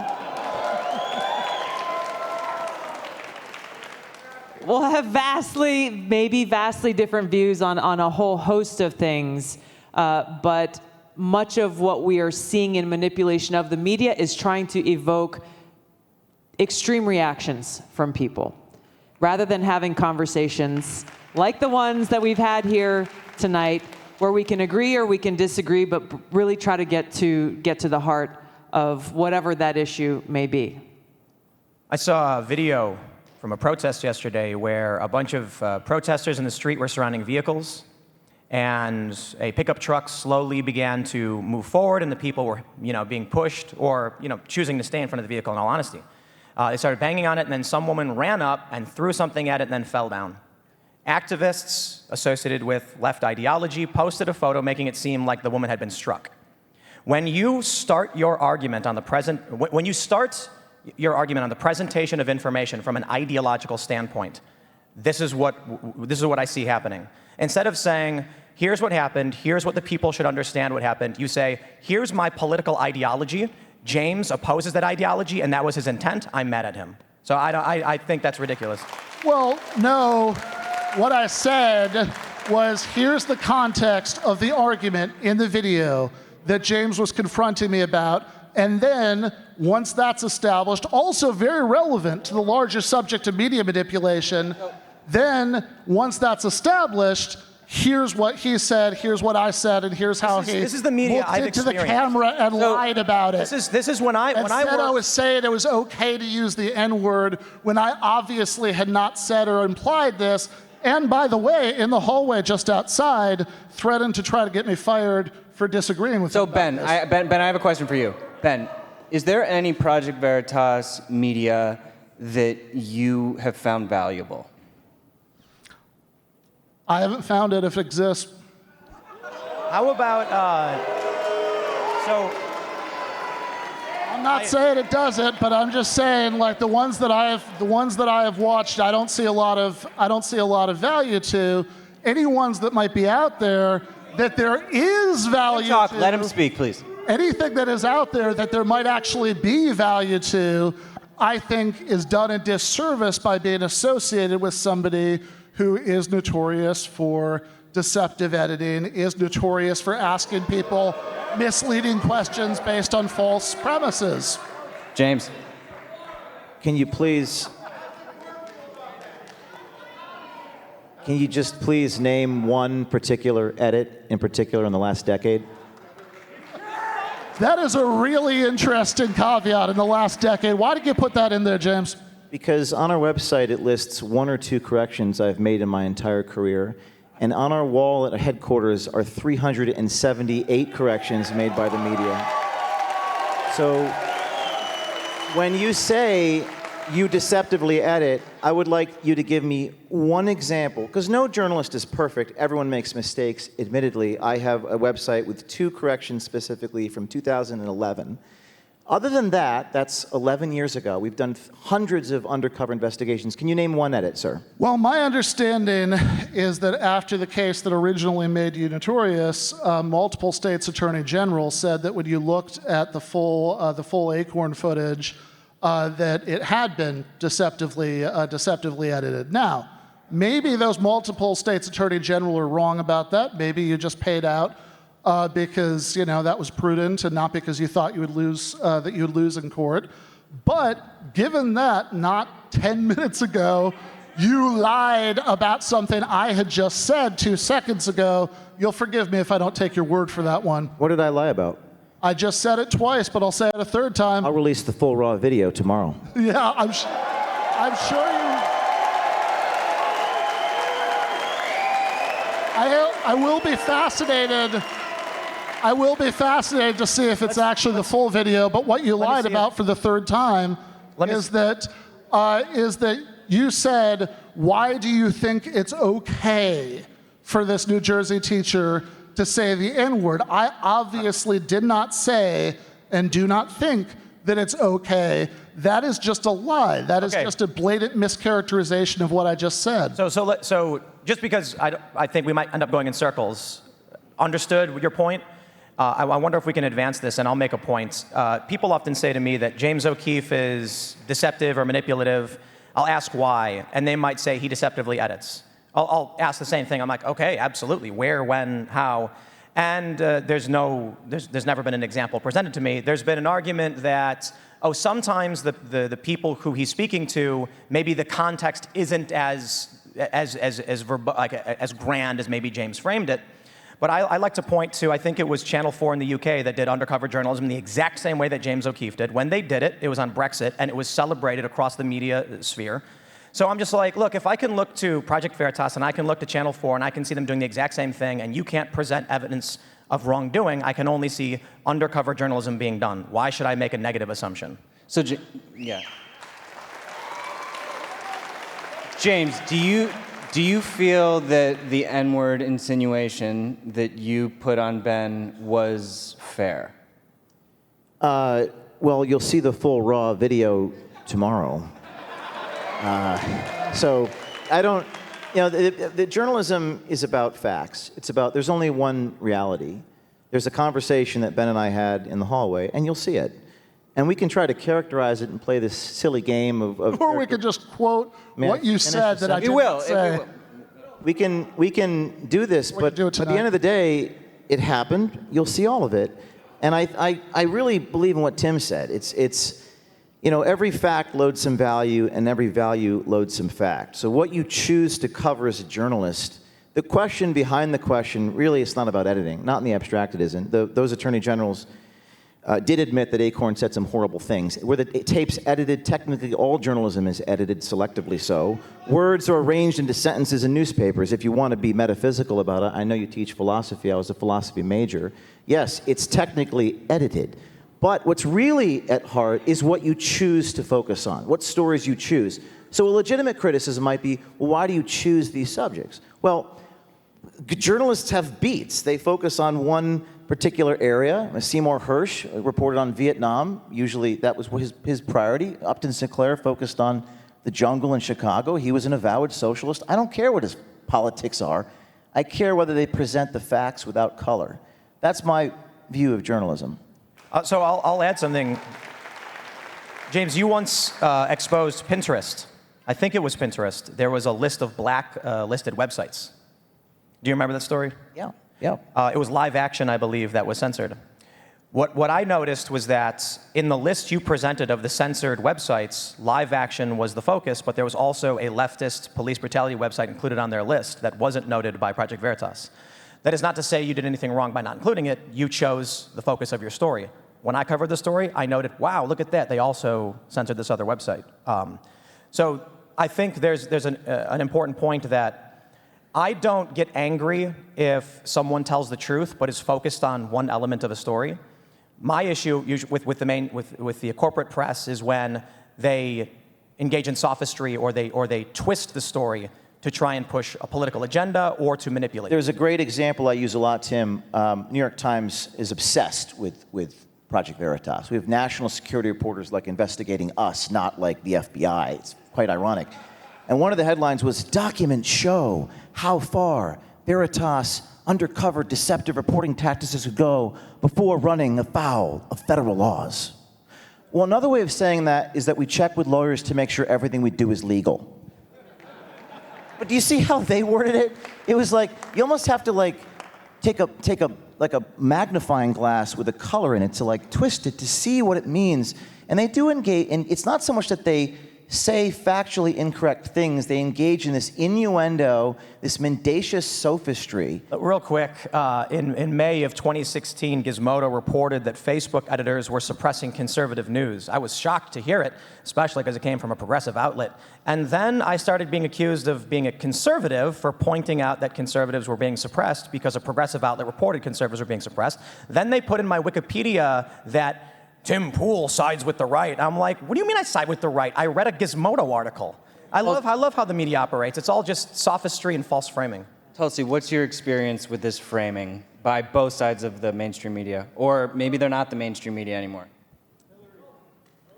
I've had a little bit of experience with it.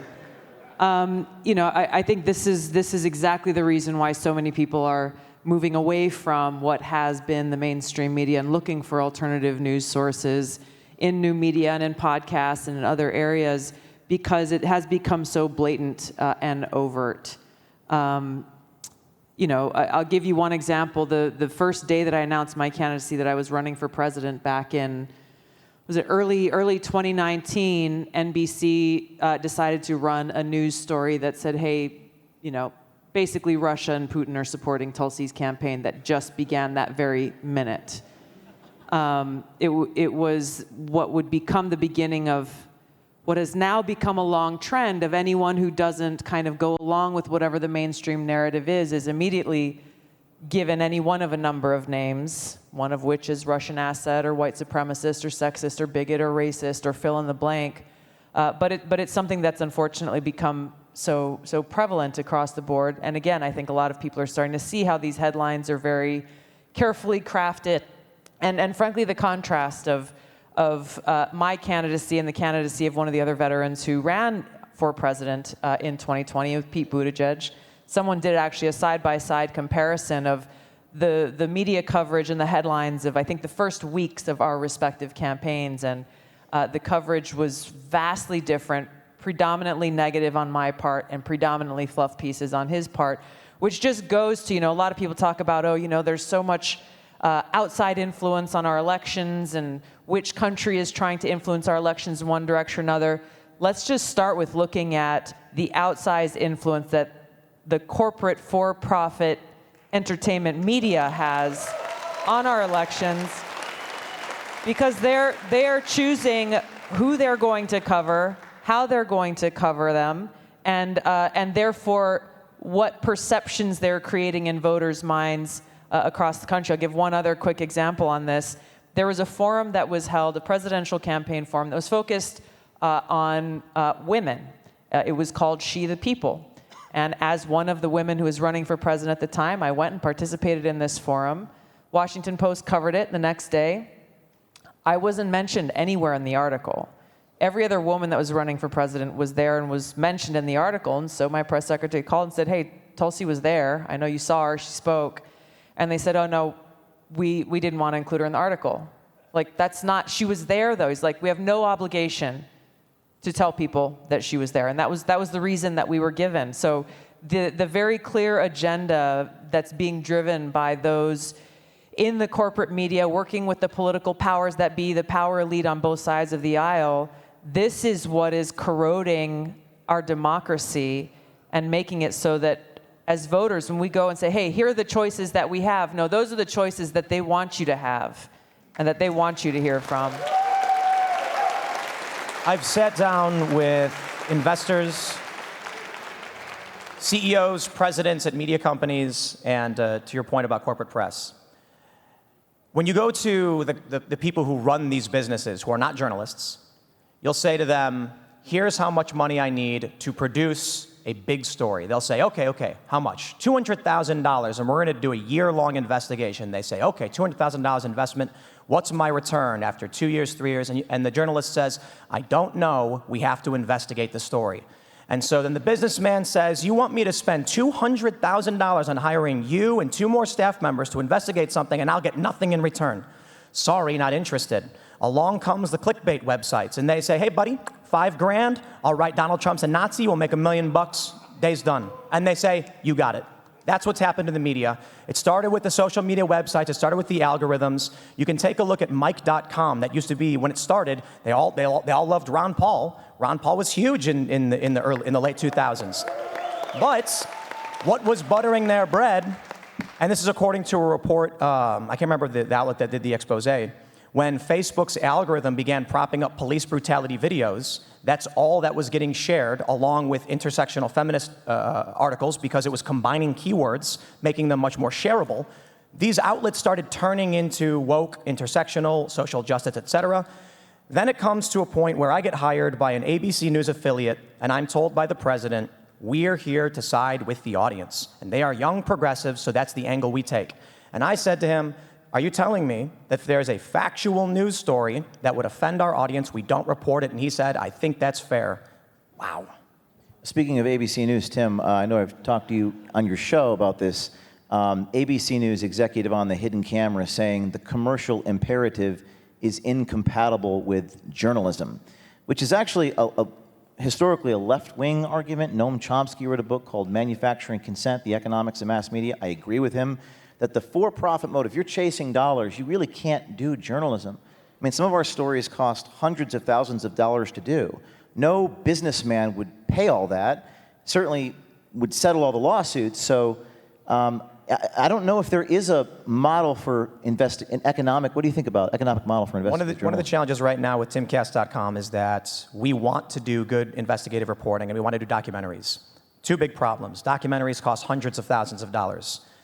There's no guarantee we can make money off it. So for me, it's just like, I believe in it, I want to do it. But the second thing is, well, we've had people come to us and say, I've got a big story, and I say, we don't have a legal department that can withstand the barrage of attacks from the corporations and the politicians if we did that story. I don't know how to do it.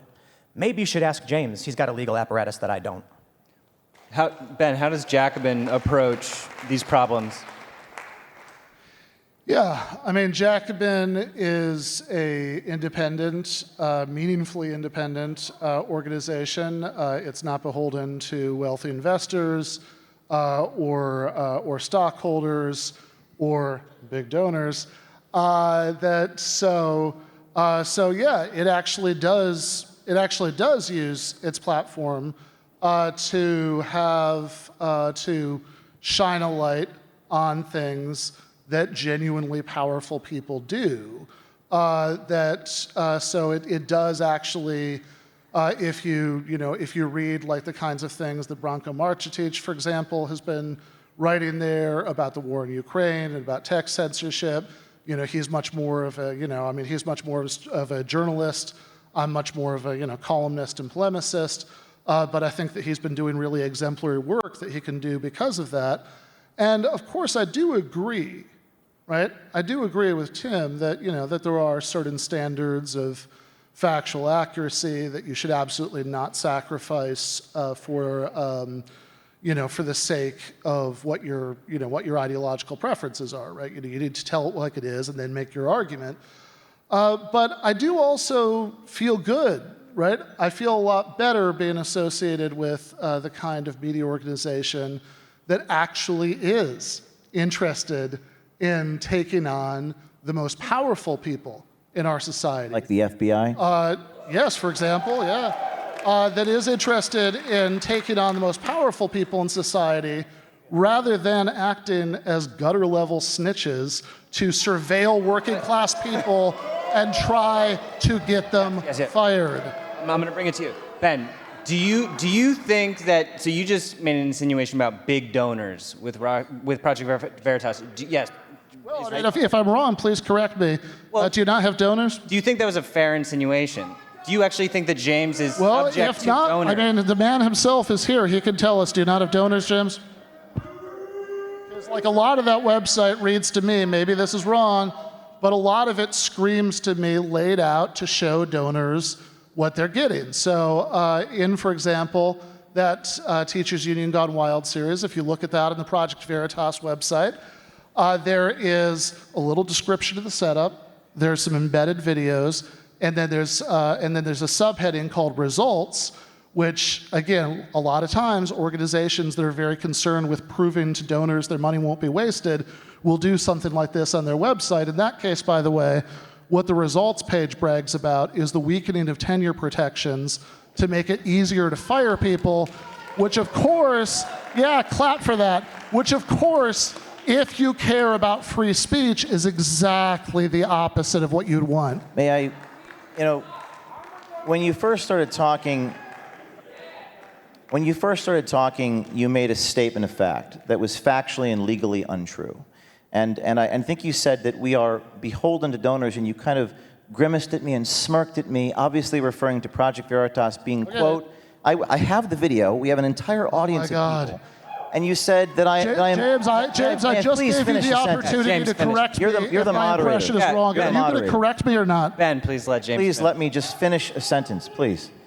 You said that I'm beholden, quote, it's a direct quote, we have it on video, beholden to donors. That is factually and legally untrue. No donor has ever, and I would swear to it under oath, told me what to do, and yet on this stage in front of all these people in New York City, oh my God, you just made a statement. You just made a statement of fact. So in a world where you can say that, I've never offered conjecture or characterization in our reports, but you did that right here on a panel about media manipulation. We have nearly 100,000 people who give money to our foundation so that I can be independent. And the fact that the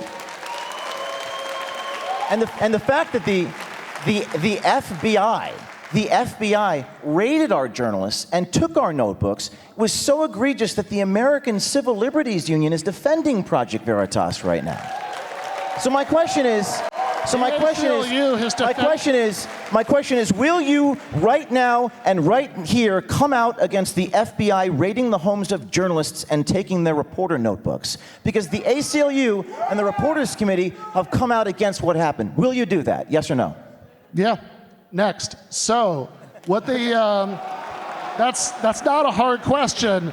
I have spent my entire adult life, which, by the way, I joined the ACLU, I think, when I was 19. So I've spent my entire adult life supporting the civil liberties of terrible people I think do terrible things. Now, let's talk about that phrase, beholden to donors. I did answer it. He did answer. He said yes. Could you not hear? I said, yep. That was the first word out of my mouth. Why do you think they did that? Why do you think they raided our journalists' homes? I'm sure you could tell me. Is it because we're speaking truth to power?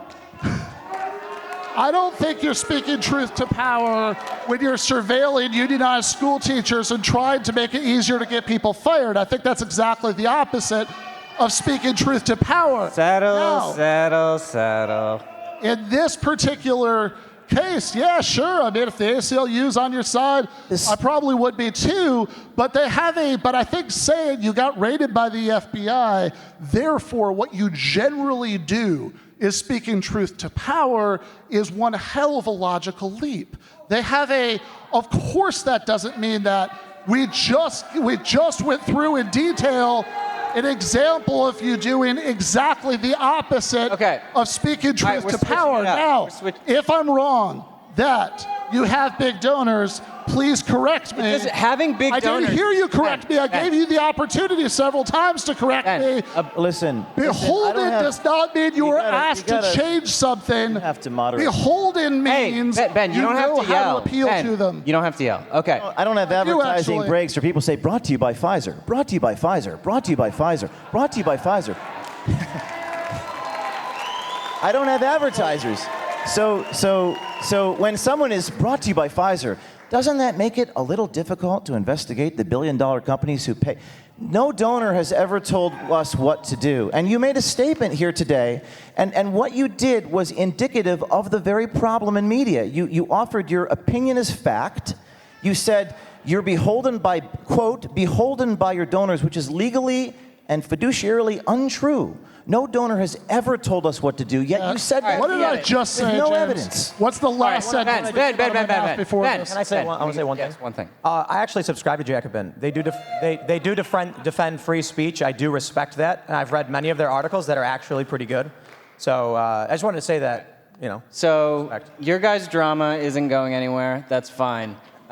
So I want to talk about whistleblowers for a little second, generally speaking. And first, I want to hear from Tulsi about where she thinks the state of whistleblowers is right now. If you look at what's happening with Julian Assange, we're in a very dangerous place.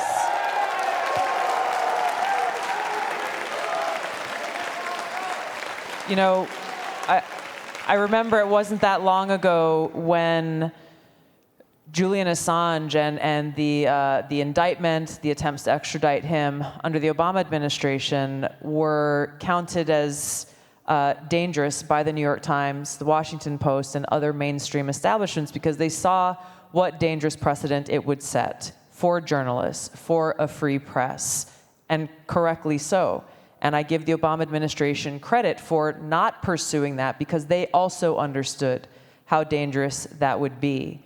Obviously, things have changed a lot. The extradition is continuing. It's been approved by the UK.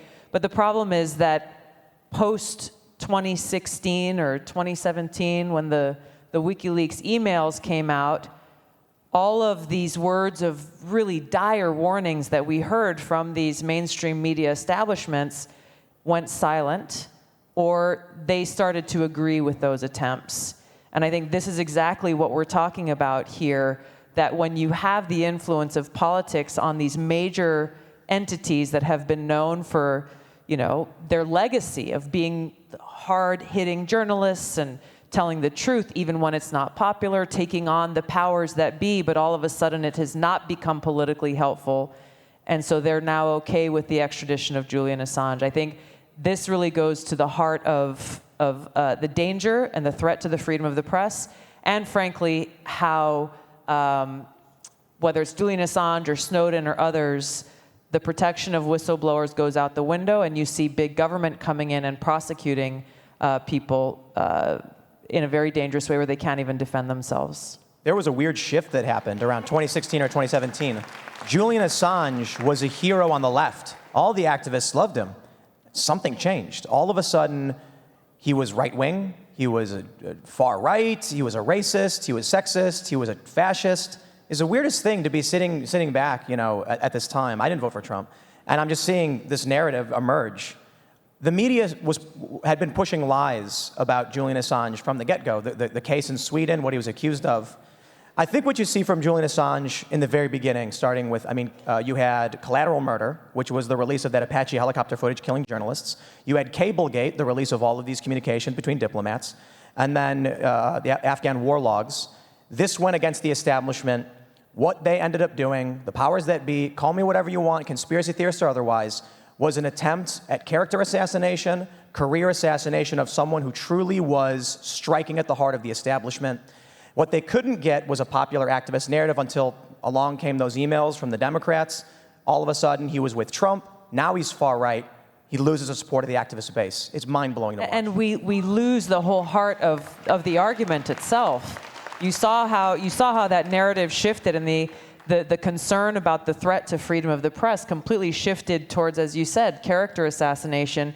And it became about there's this really bad guy that really should be behind bars, rather than looking at not only the threat to mainstream journalists, but you look at journalists across the spectrum. How many people now have podcasts and shows and YouTube shows, blogs, people who are doing their own investigative reporting, coming up with different issues and facts and reports.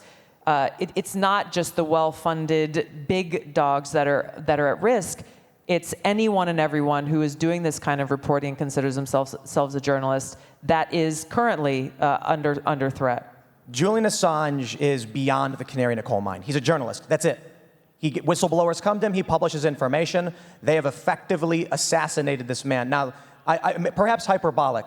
They lock him in. They lock him up for 10 years. He can't. He struggles to work. They are destroying this man. It is absolutely insane what we are watching happen. And It seems like nothing can be done about it, but this to me is a really good example of if you ever do find a way to strike at the heart of establishment power, corporate power, intergovernmental power, this is what they'll do to you. And so, James, obviously you all are working with whistleblowers on a daily basis, apart from some of the hidden cam stuff. Can you talk to us about how you guys approach whistleblowers? It's really our mission is to find these people, and to be a whistleblower is to quote Dan Ellsberg, maybe the most famous whistleblower of the 20th century, the Pentagon Papers, it's to step outside the great chain of being, to join another part of society, the margins of society.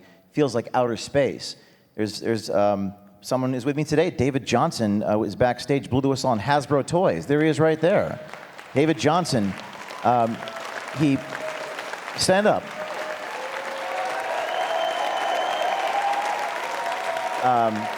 And just to let you know a word, I'll just say 15 seconds on David. David, was an engineering student, RIT, great school in Rochester, New York. 25-year-old engineer working for Hasbro Toys, saw documentation about things regarding critical race theory, and was willing to lose his job for the public's right to know. So undercover work is about access. You need to have access. David gave it up. So I think as people put more of a primary value on politics, I mean that means journalism stories or political stories, everything's become so political, I think image will become less important. Image is now so robust that courage is going to be the thing that is the rare thing. So people like that, we had a whistleblower inside the FBI come to us. I've been working my whole career to do this. This is last month, 2 months ago. Someone within the FBI came to us, and that person was given a document by somebody else in the FBI about our raid against me. And I interviewed this guy in the shadows, and what this person said was very profound. This is an FBI, currently paid by the FBI agent. And they said, they bring us to the Martin Luther King Memorial as FBI agents. They bring us to the Holocaust Museum to help us understand where that thin line comes between where we are right now and where we're going to be. And that's why I'm giving you this document about the men and women in your apartment that day. And on the document, this is an secret, sort of restricted document that only the people on my case could see. It listed us as sensitive investigative matter. Project Veritas is news media. It called us journalists, which is a big deal. So we have these people coming out, and we need courage. It's really all about courage, and that's ultimately the most important currency in society is courage. We just got the flash, so I just want to run through and any last thoughts, anybody? The Trayvon Martin story, NBC edited the audio to make George Zimmerman sound racist by changing the context of his conversation. Michael Brown, Hands Up, Don't Shoot, was determined not to be correct. Russiagate turned out not to be correct. Ukrainegate turned out not to be correct. Justice Millett turned out not to be correct. I'll save time and just say, you get it.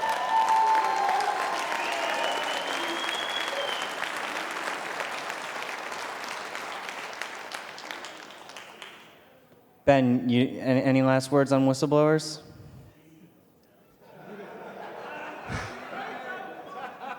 Whistleblowers are good. I have, I've done segments on Julian Assange on my show. My friend Slavoj Žižek has visited him in prison. Freedom of the press is very important. Also, freedom of speech in general is very important. And I'm sorry, I know this is ideological or whatever, but if you don't talk about that in the context of the workplace where most people spend half their waking lives, you are just not serious about that subject. Tulsi, let's have a last word. Tulsi 2024! Stand.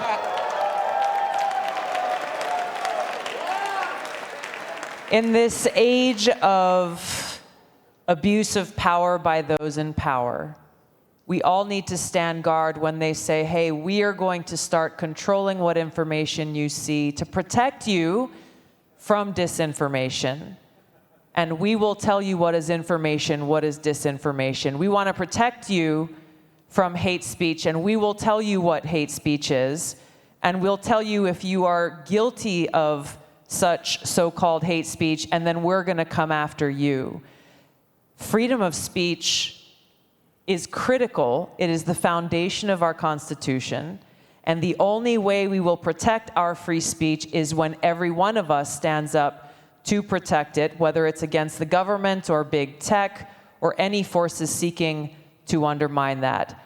Discern for ourselves, find the truth, use our voices, and stand up for those exercising their right to free speech, whether they agree or not. Thank you, everybody. Thank you for coming. One more thing. Tim? The First Amendment, you said it was the basis of the Constitution, and the Second Amendment is just there in case the first one doesn't work out.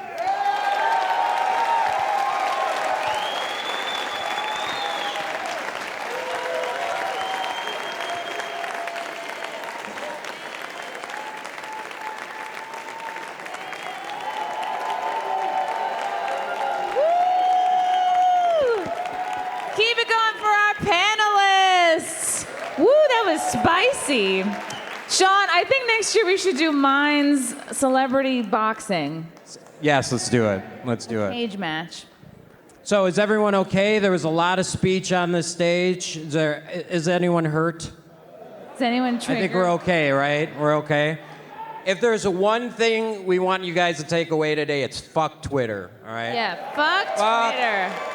Fuck Twitter. Join Minds. That's where the discourse is happening. Get on Minds. Thank you all so much for coming, Chrissie. Get on Minds.